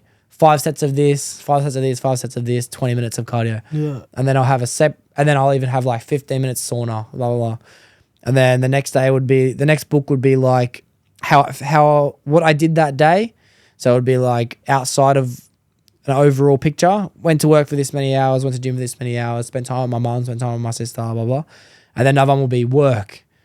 Went to this job first, went to that job next, this job next, this job next. And this is what I did at every job. And then the final one I have would be creative thinking. So whatever it is that pops into my head, an easy example of creative thinking is like the word creativity. Let's just break it down. What do I think creativity is? When do I feel it? When do I not feel it? And the practice of journaling, bro, it's mad because you actually understand yourself so much better. Yeah, you can plan for tomorrow better. Yeah. You remember what you did that day. And then by the time you go back to site in the morning, if it's work related, then you're like, oh, yep, that's right. Fucking glue that thing I didn't glue, whatever. You know? Yeah. Very simple, but it's a mad practice, bro. Honestly, I'm glad I've been doing it again lately, but it's been very lazy, like very lazy journaling. Just whacked myself in the face. It's all right. No one would have known camera was pointed at me. Yeah. What we were doing when we were away like that, 10 things you're grateful for, that was mad as well. Like it makes you reflect on the day you had before and then think about the day you're going to have as well. Yeah, it's a good practice. I try and do it at night, but night's just very like, I just say, because I pray as well, like night's like, I'm grateful for today. Yeah, Like, and then by then I'm like, I don't want to use my brain anymore. I'm done. My day's done. But yeah, it's cool. But the whole point of this I was trying to get at as well was making myself my non-negotiables now has been a bad implementation into my life because it's weird, bro. I want to know if you feel like this as well. The more shit I can put in my day, the more productive I can be for everything else. So it's like most of the time I think I haven't got time for this. I haven't got time for that. Oh, wouldn't it be nice to be able to clean my car? It's a shame I have had no time this week, but I've done fuck all that week. I've just worked. Seen a couple mates and fucking had a fucking flog every night before I fall asleep, right? But then when I'm like work and then I'm writing and I'm podcasting, I'm editing and I'm fucking journaling and I'm reading the Bible and I'm spending 15 minutes with my mom and I'm doing all this, then it's like I have time to clean my car. You know? Become a lot more accountable as well. Like, I have time for more shit the more shit I do. Yeah. It's I remember, crazy. I remember when I first started working with you, like, there's just not enough time. I don't have enough time. yeah. And that's only because I just started getting into my routine again. And now I've got time for everything again, you know? Yeah. Yeah, it's crazy. So if I'm not suggesting like everyone, I'm not telling everyone to do it, but I'm suggesting for you and anyone listening as well. It's a mad habit journaling, bro. A mad habit. So once you start, it sort of just flows, eh? Because I don't know where the fuck I would start. Like once you start, it does flow. Yeah, realistically, there's plenty of journaling books that actually do help. If you just go office work, so you go online, whatever. Some of them are like, what do I expect from myself tomorrow? And you can just write in that little category, fucking show up early. At least fucking don't get fired. Fucking don't have fucking too much sugar. You know, it's very simple. And then it might be like reflections on the day. Gratitude, it's very popular when it comes to journaling, gratitude as well. But it would be mad to like go back, like if you journal for a year straight, go back to the start and see how much your outlook has changed. Yeah. And I've got all my journals from the past and I've done it as well. It is cool to go back. Yeah. People do talk about that as well. Everyone who does journal, they love going back and seeing their, mid-20s. What was I thinking when I was mid-20s, But I'm very lucky that I've got the podcast because that's my journal, Like you've heard me now, I just don't shut the fuck up. I ramble. But it just rolls as well. I ramble. So I can go back and be like, what was the film like when I first went through that breakup? How did I feel when that mate betrayed me? Yeah. Like, what was it like when I had to go through this? And I go click on that episode and I'm like, oh yeah, I remember that. That's cool. Yeah. And it's funny because I'll go back now until a year ago. I'll listen to an episode and be like, yeah, I'd love to get a leg sleeve in the next year. And it's just something you forget about, and then it just happens. That's mad. Yeah. It's cool. So I would definitely recommend journaling. I'm trying to think, is there anything else that I've been trying to add to my fucking schedule as well? One thing I wanted to ask you as well, I was thinking about this today, was have you ever thought about like God or universe, spirituality, anything like around that topic? Not really. Yeah. I've never really thought into it. Yeah. I always think like I'm not like there's something there, but my thought is always like if there is something there, why do all these tragedies happen in the world? Yeah. That's definitely a question that I'm always asking myself as well. Because someone, and I'll start by saying this before we have this conversation, someone like me who does practice reading the Bible, going to church every Sunday, it doesn't mean that I don't question everything. Like, I'm still going to church at Sunday thinking like, bro, there are some brainwashed people in this building. I'm still that guy as well. But there's enough evidence in my own head to have my own beliefs as well. But yeah, with the fact that there is so much tragedy as well, it definitely makes me think to myself, life's not perfect. But I also think to myself, like, would that mean there is no God just because there is bad shit happening? You know what I mean? It's like you have kids. This is one thing I tell myself. You have kids, but your kids still go through you yelling at them. You know what I mean? But it's like, does that mean you don't love your kids? Or does that mean the parents, let's take away love. Does that mean there's no parents in the first place just because they fucking yell at their kids? They're still parents in the first place. Yeah. But I've had a lot of different spiritual conversations through doing the podcast. People that have different religions and walks of life and all that kind of shit. And it's interesting to know, bro, that most people believe there's something. They're definitely like, there is something. Yeah. There has to be, but Yeah. I just always have second thoughts, like what I was just saying. But Well, the second thoughts, definitely, I can understand why everyone questioning religion. Religion is one of the craziest aspects of all time, to be honest. Like to be honest, it's crazy to be religious. It's fucking crazy. It's crazy to be like, everything written in this book is the truth. If it's not in this book, it's not the truth. yeah, That's crazy, bro. You know? Is anyone in your family religious at all? not overly really. Yeah. Like I have one auntie who's very, very Christian, Yeah. and like she's like full. Like I say that if she was Muslim, like she'd be a terrorist. Like if she was still Muslim, she'd be a terrorist. That's what I say. So she's like the ghost should open abortion clinic type. Yeah, like Yeah. she's full like it's just cool.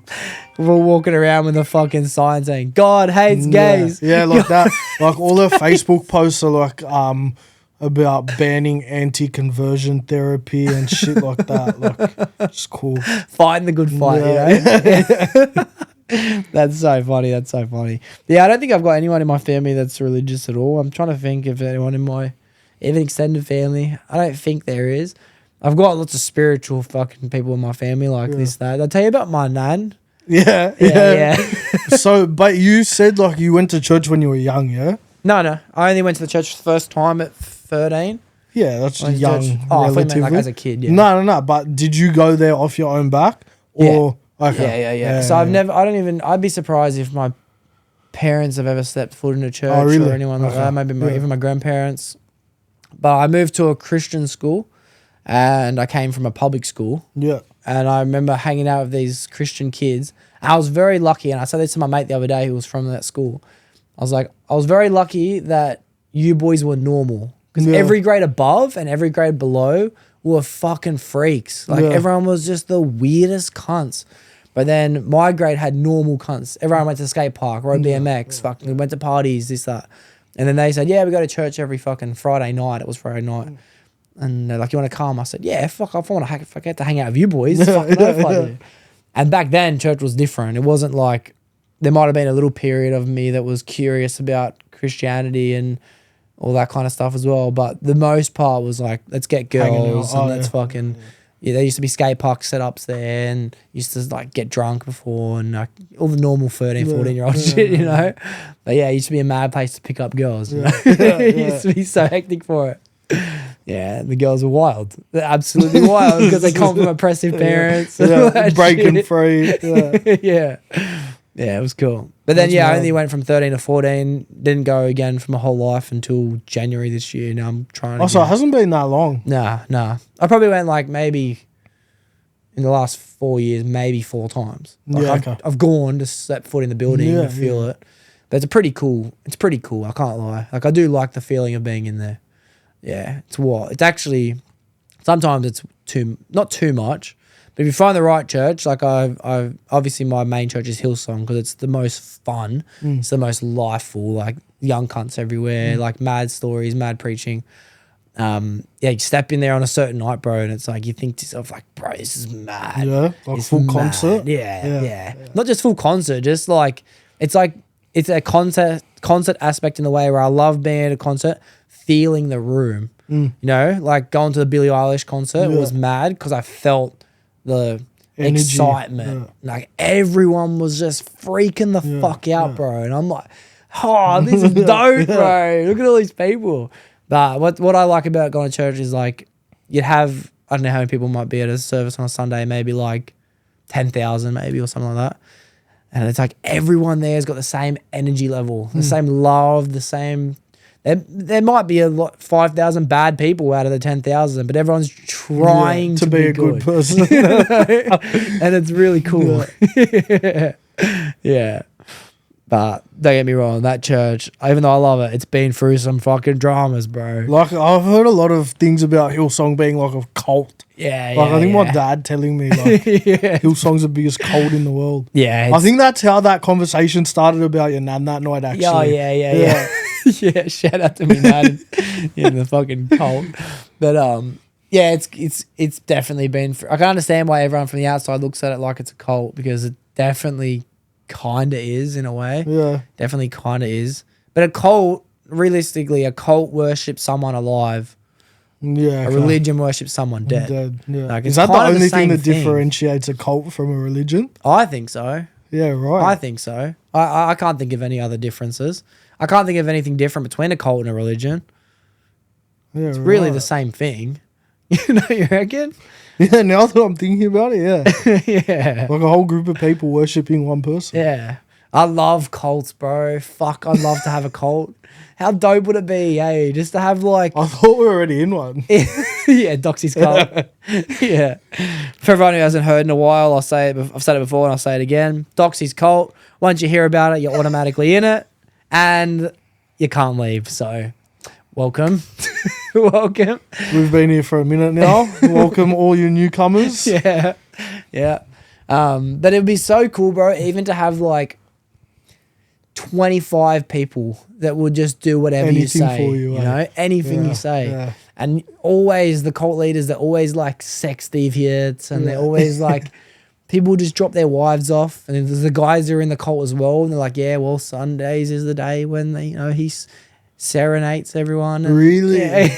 I watched so many documentaries on him. So many psychopaths, bro, running cults. They're all like very satanic, but Kind of. Cults aren't necessarily satanic. That's a whole different, it's like a subgenre of cults. I mean like the leaders, because do you think a like very religious person would go out and start a cult? Yeah, 100%. Yeah, you reckon? Most of the time they are. Oh, Most of really? the time cults are subgenres of religion. So it's like how the Abrahamic faith in itself is what you call any Jesus, God-based religion that comes from Abraham. So you have Christianity, Catholics, Mormons, you'll have Islam, all these are Abrahamic faiths. Yeah. I believe I could be wrong for everyone listening who wants to fucking rip my head off. I'm always wrong. So I'm pretty sure I'm right. But then you have your subgenres. So even inside like Muslim, you have like, I think there's like, could be more now, but like 42 different types of Muslims. So people break away from the religion and they have their own belief system inside of it. Yeah. And then you have like Hillsong, which has their own Bible pretty much, which is like Really? their version of the Bible in a way. And that's all religions are. So like, and to be honest, it all kind of comes from the same place. This is why I love religion so much. So the way I like to say it is like you have Muhammad, who's the prophet of Muslim, who essentially was like a Christian beforehand because he grew up on and still believes in everything except the fact that Jesus wasn't the son of God. He was just another prophet, just like all the prophets before him, Isaac, Moses, and all the way to Abraham, whatever.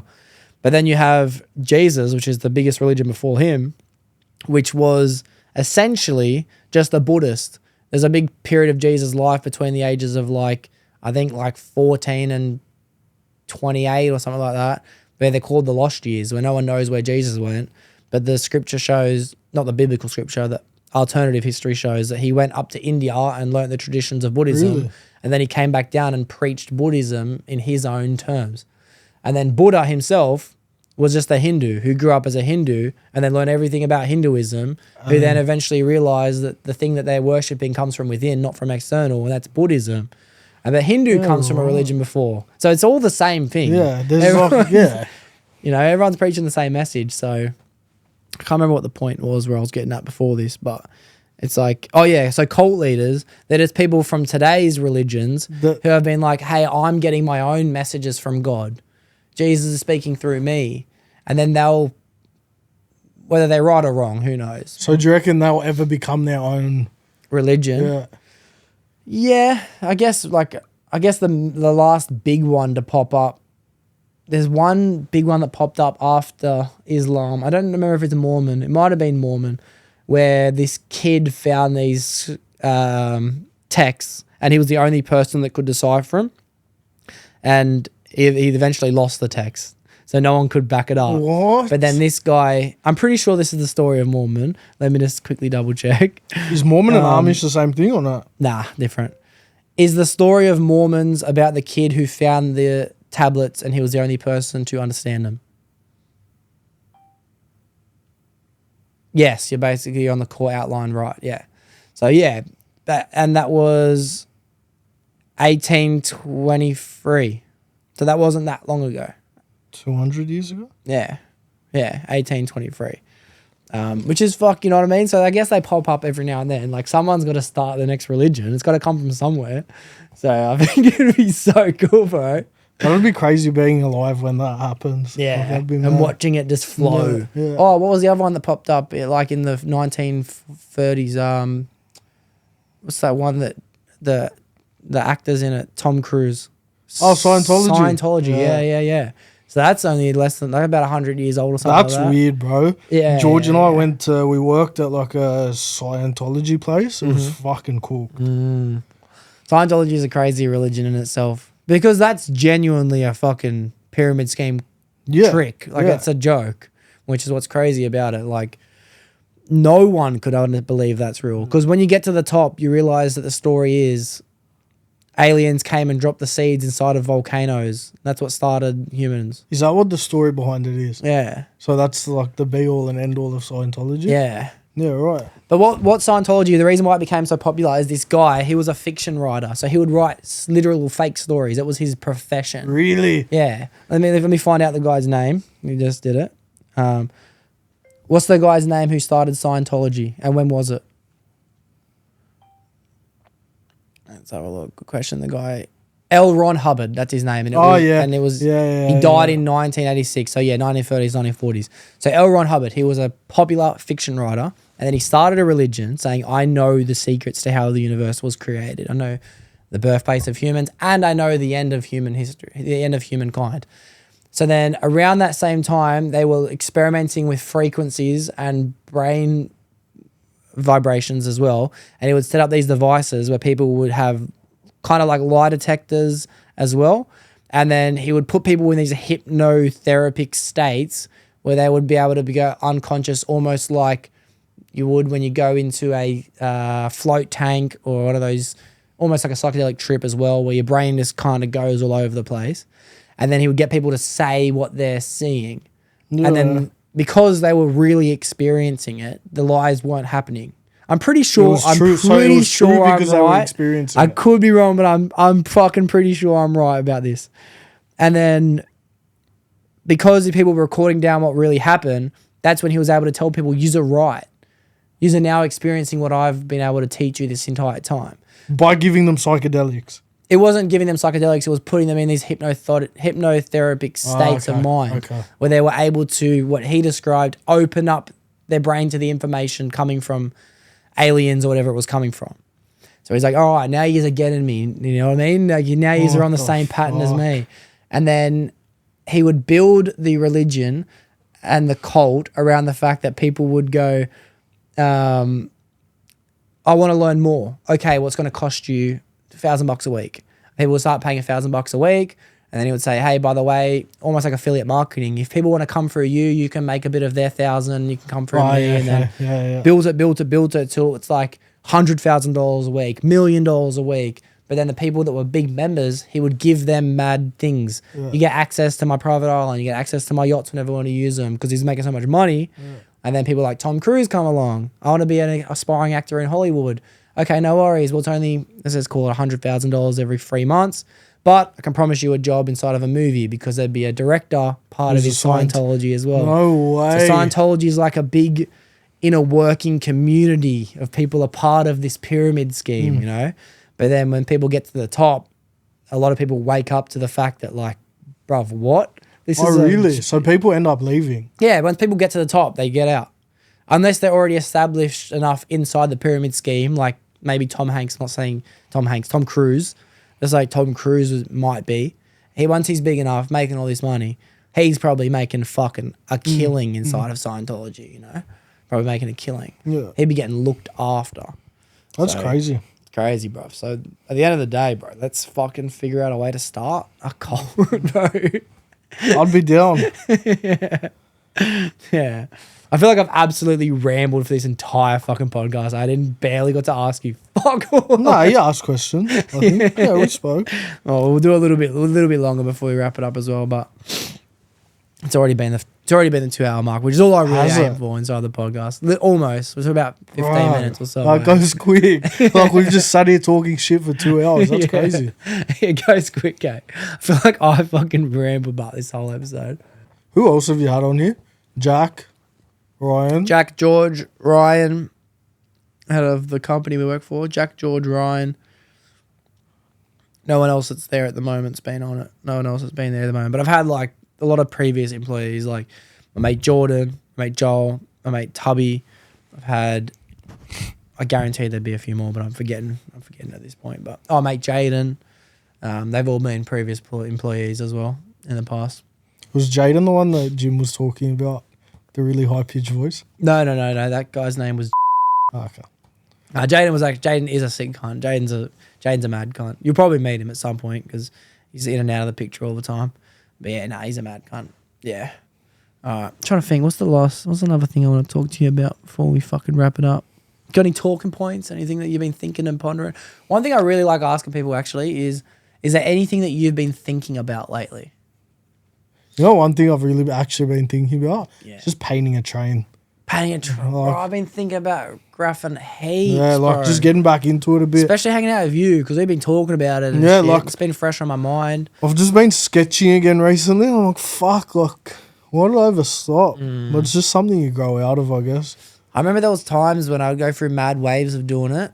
Like the last wave, I was probably 20 or something, 21.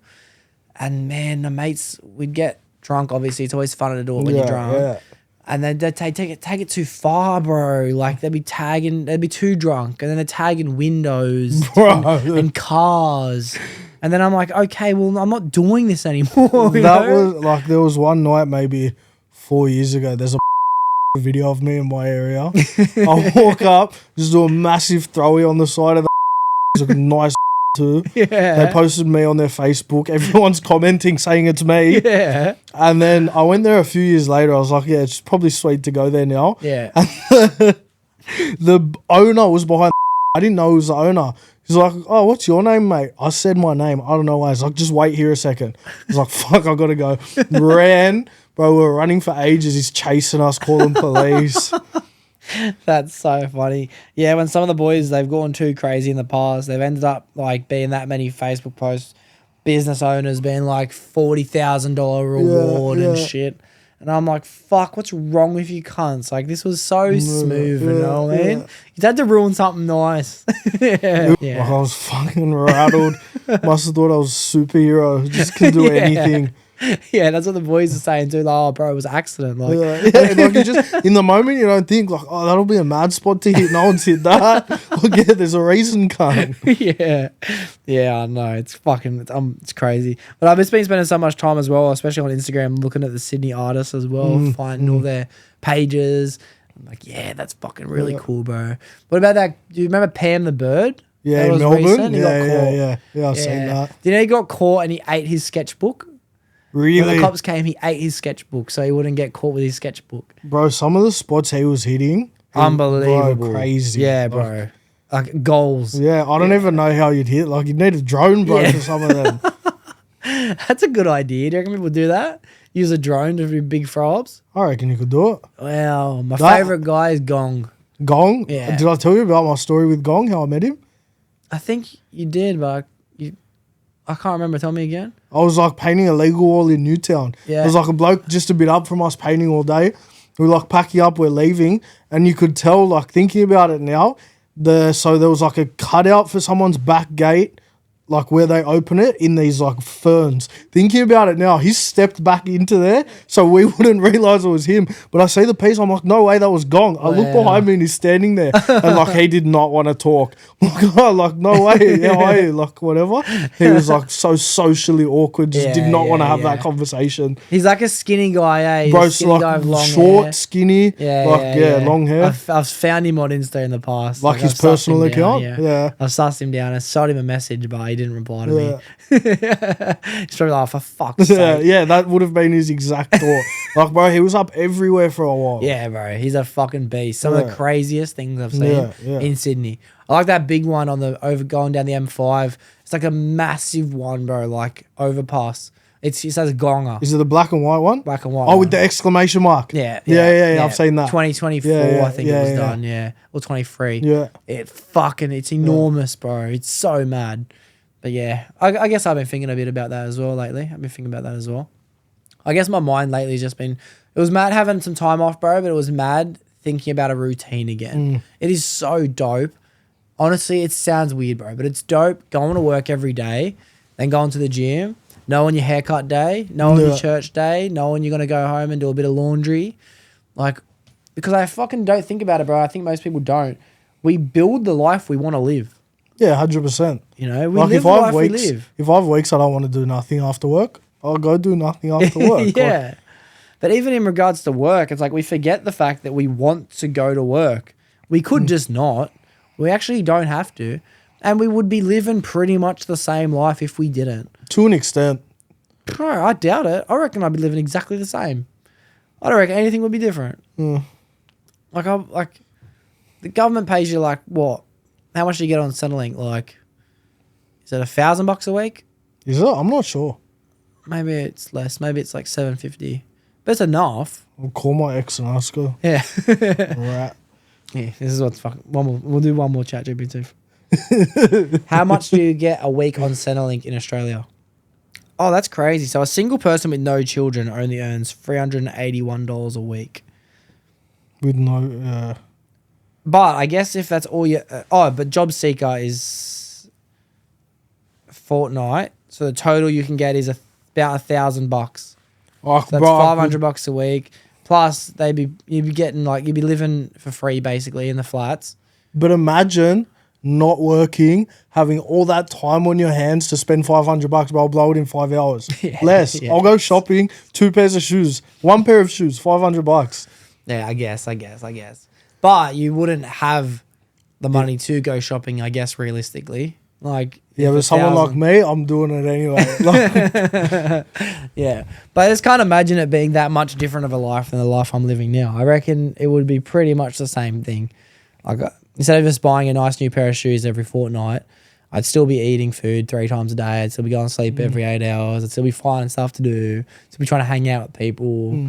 Like, I think it'd be pretty similar. Because I've gone through phases where I haven't worked. You know, I've gone through like a year once I didn't work, 10 months.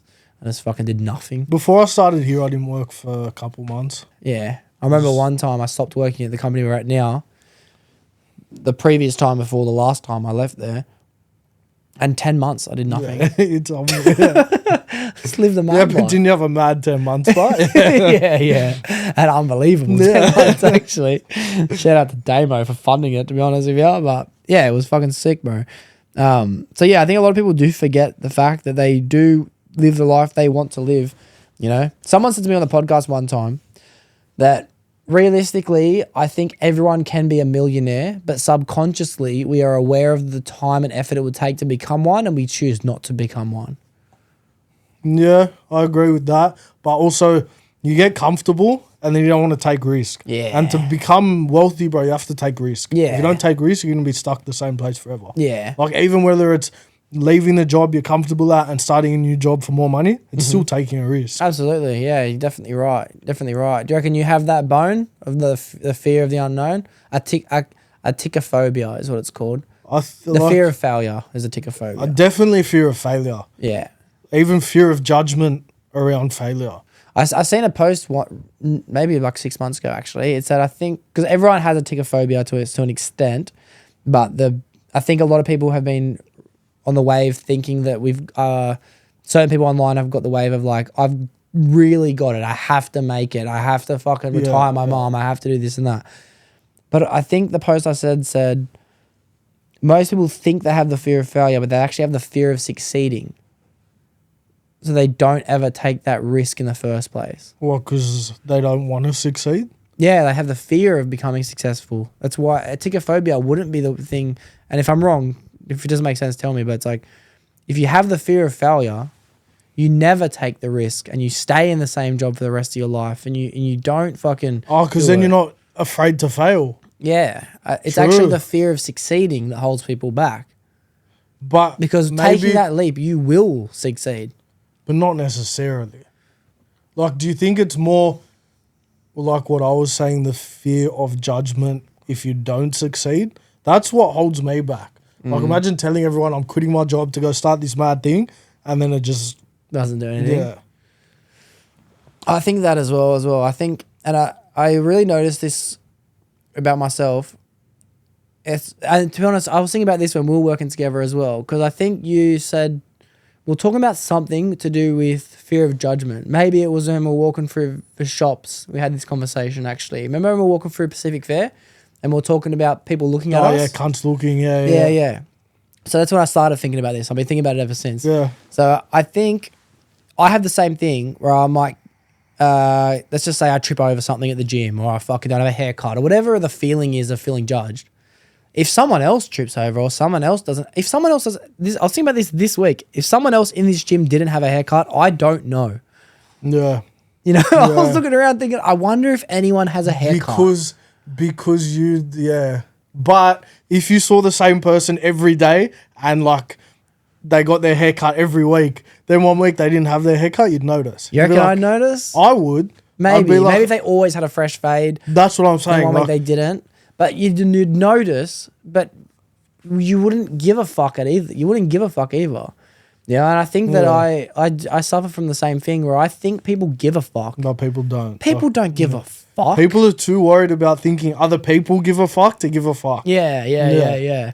I had an ex once that told me that she used to get self-conscious in a room when she would get stoned. Yeah. She would be sitting around. This girl was a big stoner. She's like, yeah, when I first started smoking, I'd be looking around thinking, fuck, everyone's judging me. Until she realized everyone's thinking that.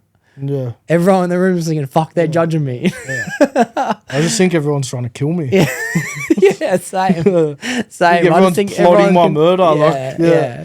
If I'm stoned, bro, I'm like, fuck, bro, how come they can hear my thoughts? Like, that's so bad. Bro, if someone offers me food when I'm stoned, I ain't eating it. There's no way I'm eating that. It's poison. Yeah. Like they're trying to kill me. That's so funny. I don't know if I've ever thought they're trying to kill me, but I definitely think to myself, like, fuck, they're using me. You know what I mean? What are they trying to take from me? Yeah. Like, are they trying to get up? Am I like an energy source and they're all becoming like stronger because of me? Like the worst is like being stoned and like you're sitting in a room with boys you know, and suddenly someone you don't know is coming. Like they've invited someone you don't know. That's the worst. Yeah. Or I hated sitting in a room being stoned and then someone was coming and then they were like, oh, they've got, let's just say Xannies, whatever. That thought of someone you don't know coming with a new substance, even though I'd be a fucking Zanny head, it's like, oh no, the bad thing's coming. You know what I mean? Like the thing that we're not doing is on its way. Yeah. No, I'm so fucking glad I'm not getting stoned anymore, bro. Stone's the worst. Stone is honestly the chattest drug. I look at like certain boys I know now that still smoke, and then like they're never gonna, like I won't say they'll never be anything, but like you're 23 still smoking. Yeah. The biggest problem with weed when it comes to any other drug though is that it keeps you stuck in your spot. Exactly. You get I've met people in this suburb, 27s, wherever I live, and they haven't left the suburb. Yeah. I know fully grown people that have never left the postcode. What the fuck's wrong with you people, bro? I thought it was crazy when people, because I do feel a bit empathetic in a way, but people have never left the country. Fuck them. If they haven't left the country, like, it's their fault. That's on them. I don't feel bad. Pull your for finger out, cunt. Yeah. If you haven't left the country, fucking save up fucking $1,000 and go. It's not hard. Yeah, but I realized after a certain point that when you smoke, you become more and more secluded, and eventually it's your house. You don't leave your house. That's fuck, bro. That's disgusting. I don't get it. Yeah, it was mad when you're a kid. It's good to experiment and try, but bruv, being a fully grown adult smoking weed's insane. Was it you that said the gateway drug isn't weed, it's alcohol? Yeah. I've thought about that. Yeah. That's so true. Yeah. I don't think it's necessarily the first gate. I think the first gate's cigarettes. I think cigarettes is the gateway. Yeah. But alcohol's the first necessary drug, I guess, because I think it's legal to smoke cigarettes under the age. You just can't buy them, but it's not legal to drink alcohol. But I think you can get in trouble. I think your parents get in trouble if you smoke cigarettes. But the way I see it is the gateway isn't necessarily a drug. The gateway is breaking the barrier of right and wrong. Yeah. Or even exposing you to environments with certain people that you wouldn't necessarily be in before those things. Like alcohol will take you to pubs where there's certain characters you'd never meet that might offer you a line that develops an addiction to cocaine. Like, yeah. I think the gateway is a thought pattern, and you open the gateway to going down that way of thinking, and it's like doing the wrong thing. You know what I mean? Sneaking out at night, that might be your gateway. Like fucking shoplifting might be your gateway. But eventually you're going to open that door to doing the wrong thing. You're going to get away with doing the wrong thing. Yeah. And then all of a sudden you're fucking on the ice, bro. You just started doorstepping Air Maxes so you can have a fresh pair of kicks to school. And then you're on the ice, bro. Getting kicked out of class. Yeah, it's fucking crazy. Okay. I don't remember what the thing was that I wanted to say, but I have something that I do want to say to you. And I want to know if you ever feel like this as well, but it's coming back into my life now. Something I haven't thought about in ages, but it's like the feeling of wanting more, right? So it's not like I want more shoes or I want more fucking this, I want more that. It's like I want more purpose. Do you ever feel that feeling? It's funny you say that now that I've started training. Like, I used to have it a bit. Now that I've started training again, it's coming back. Yeah. There's more, like, I need more out of life. Yeah. Not like materialistic things necessarily, but just life as a whole. Like, yeah. Okay, that's mad. Because a lot of people I speak to, I've asked about on the podcast, most people are like, nah, not really, bro. Life's like pretty hectic at the moment. No, like there's always like, even if you think you've got everything you need, there's always more that you could get. Yeah. But the crazy thing about the feeling is you don't know what it is, eh? No, you don't. But it's there, and you chase it. Like, yeah. Like I try and say to people as well, like it's like picking up a hobby like go-karting, but it's not go-karting. Or it's like hiking, but it's not hiking. Yeah. But it's just there, but it's not. But I don't know what it's almost like it's on the tip of my tongue, but I just can't get it out. Yeah, bro. Yeah. So I don't know how to find that thing either, Like where do we even find what we don't know what we don't know? So how do you know what you don't know? I guess you just have to keep doing everything to its fullest. Yeah, keep until trying you things. fucking. Yeah. And I reckon when it comes to you, it'll come to you. Yeah. And then you know. Yeah. There's this mad thing that people say as well, that they think that everyone's the best in the world at something, which is a really cool thought. You don't necessarily ever find it out. Yeah. But you know what's funny? Like, if I pick up a new hobby, I'm like, I reckon I'm like professional at this. I just never tried it. Yeah. I'm the same. But I'm very quick to become good at things, but I'm not great at anything. Jack of all, master of none. Yeah. But the full quote is like, Jack of all trades is a master of none. But a master of none? But he's always more capable than a master of one. Oh, yeah, okay. I know that. I think, but a master of none is better than a master of one. So same shit. Yeah. I might have put a little Doxie spin on that, but yeah. I'm fucking Jade for this camping trip. Oh, bruv, I swear to God, I was getting anxiety today thinking about it, eh?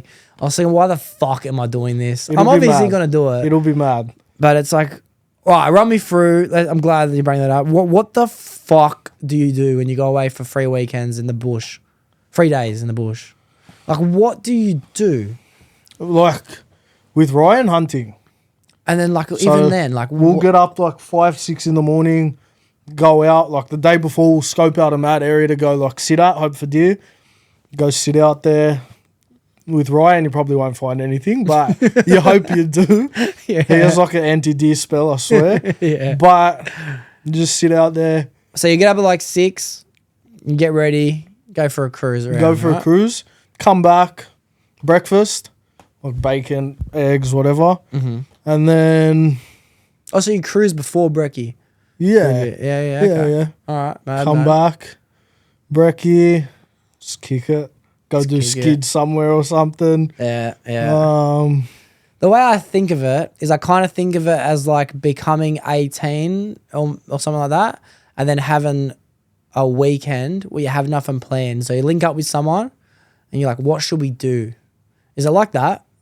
Whereas in, you have nothing planned the whole weekend. Yeah, you have nothing to do. So you're like, what should we do? And you spend a bit of time thinking, what should we do? Yeah, to an extent. Like, last time Ryan and I just fucking had a nap. Yeah. We both just sat down. We had mad music playing, like fire was going a little bit. We just fell asleep. And we both woke up sweaty as fuck, covered in flies. But, like, it's mad. So you don't. So in the moment you enjoy it as well? Yeah, bro. Or is it one of 100%. those things where afterwards you go, yeah, it was all right? No, like Okay. the whole time Ryan and I were like, this is fucking mad. But we Yeah, had like, yeah. it'll be the same again. We had fucking tunes playing the whole time. Yeah. Like mad steak. Our camping spot was mad. Yeah. Okay, that's cool. Because sometimes I think to myself, like, what is a fun weekend? I think about that, right? Yeah. What is a fun weekend? And I really think that what we think is fun isn't fun, and the opposite is quite true. Because if you think of like the most fun thing, it'd be like that. Like when we went to Movie World, you go on a roller coaster, and it's like 15 seconds of fucking insanity, right? Yeah. But how often are we going to think back of that roller coaster and go, that was the most fun? Probably like, Never. maybe that day when we Yeah. left there, we're like, that was mad. Yeah. But until like you drive past Movie World the next time, you're like, I went there. Yeah. That was yeah, mad. Yeah. But you think of something like a long night a day at night at work, right? You've done a 16-hour shift, but you're with the boys. Everyone's fuck this. Like, I want to go home kind of thing. You're having a couple laughs here and there, and it's a bit miserable, or another. It might be as simple as like a long ass drive. Like when we drove to Queensland, that was not fun driving to Queensland compared to a roller coaster. But the drive will always be the fun memory. Yeah, because we were having laughs, like it was an alright time. Yeah. Yeah. But it's not fun. At the time. Nah, camping's not like that. Yeah, At the okay. time, you're still having a mad time. Okay. That's cool. I reckon you're going to go once and you're going to love it. Oh, I hope not. I hope not, bro. Just the only thing for me is like, I love showers. Yeah, So- bro. I'm going to struggle with that. We'll drive to We'll somewhere. drive, but worst case, I just do a baby wipe shower. Yeah, Hobart. yeah. Yeah. Had 2 nights in the city, Yeah. no hotel room. Yeah. All right. Well, then, yeah, I'm keen. I'm keen to do it because you boys are doing it, and it's an excuse to put me out of that comfort zone. Yeah. And maybe I'll find that thing. You know what I And mean? then you end up buying a 4-wheel drive, and then we go camping. Yeah. Oh, maybe I'll find that thing. But yeah, I'm keen. That's Maybe in you'll be 2 weeks' really time. good at camping. I don't know how you can be good at camping. It just seems like being outside. Like, how hard is it to be outside? It depends. Like People Ryan are and going to I, see me outside and they're going to go, he's good at this. I'm Fuck, he's done this everyone's- before. Wow, everyone is the best in the world at something. Doxie's the best in the world at being outside. he's had to have done this before. Yeah. Wow, is this the first time being? Or were you born to do this? Yeah, mad. All right, well, that's in a couple weeks' time. So I'll film a couple episodes over the next 2 weeks, and then should have a weekend free for it. But yeah, you and I will cruise down, huh? And Yeah. then Fossey and Jack will cruise down. All right, mad. Let's do it. Where is it? 6 hours away, eh? They're like 5 and a bit hours away. Wow. I've been saying since the podcast started, dude, I will not be caught dead camping. being outside sucks. Because even my dog wants to come inside. Yeah, so it's cool to finally fucking break it and go camping. All right. Well, I have one final question I want to ask you, all right? And it's the same question I've asked every single guest of the podcast that's ever been on since. So you're probably answer number 142. So there's no right, there's no wrong answers. It's just from your perspective. If someone came to you because they were feeling depressed, mostly because they were just lost, is there any advice you'd give that person? My answer's just really unempathetic. Okay, it's fine. It's fine. It might open another 5 minutes of dialogue if it is, but it's fine. This is call Lifeline. 13 11 14. Is it? I think so. Oh, wow. I know 1300 655 reading and writing helpline. Yeah, Lifeline. 1311 14. 14. Wow. How do you even know that? I don't know. I really don't know. Because I tell you what, it is actually very interesting that you think, because I don't know you to be a non-empathetic person. You're a generous person. You always want to help. Hey, even buying, bro, today you did the dance with buying the drinks. I said, I'll buy the drinks. Like, fuck, you obviously care. You're a nice person. But it's interesting to know that you're like, oh, just fucking, you'll be all right. It's fucking cool to help. I don't know. I'm just like I would never, if I was depressed, I would never go to anyone. And why is that, though? Because I'd just suck it up myself. Like, just deal with it. Like, it's just like phases of life. Yeah. Like, I you're guess not going to be, know that, though. You're not going to be down forever. Yeah. But people don't know that, though. That's the problem, you know? Like, you know that it's a phase, but people don't know that. So unless some people, they're for the first time in their life feeling like, bruv, I just realized my life is the worst. I'm so sad. Like, I'm depressed. People just think that. I also think, like, there's always someone worse off than you. Yeah, Like, even if I'm at my lowest, I still have a home. I still have food. Yeah. Like, there's always someone in a shitter situation than I am. So I'm not going to sit there feeling sorry for myself over something that, like, in a year probably won't even faze me. But you know, that's actually a very high level of self-awareness. I swear to God. Really? That's a very high level of self-awareness. To know that in a year from now, this is not going to be a thing is insane. That's not how 99.9% of people think. Yeah. I swear to God. Sadness and depression is something that for most people, which is why I'm understanding now, you're a bit like, oh, bro, you'll be right, you know, kind of thing. But almost everyone, the feeling of sadness is a forever feeling when you're feeling it. When you're sad, you feel like you've always been sad. You know what I mean? Even if yesterday you were the happiest person in the world and you have a wave of depression. Yes, depression. I've had moments where I've been a bit, oh, fuck. You're back? Tape on my back's coming off. Like, where I've been a bit down. Like when I broke up with my ex. Yeah. I was fucking, ask George, bro. I was coming to work every day, but I knew in a year, like, I wasn't, like, even now, bro, 6 months later, like, I don't care. Yeah. That's fucking cool, bro. That's very, very cool. Because as I said, most people, when they feel depression, they think that the only person to ever go through that feeling because it's so isolating. Which is why it's really important to know that every single person goes through that exact same feeling. But when it hits someone, then sometimes it gets stuck inside that person. I kind of see depression and happiness and sadness and all these feelings like it's its own organism, right? And it floats through society, depression. Like it's everyone, it's just taking a hold of it's like a virus, like a COVID kind of thing. But sometimes when it gets into people, they're like, oh, fuck it, I don't want these feelings. So they just fucking train a bit harder, you know, work a bit better, go speak to a psychologist, whatever. But then every now and then it gets stuck inside one person and that person's like, holy fuck, like I'm dying, like I'm going to die. And depression's beating that person, you know?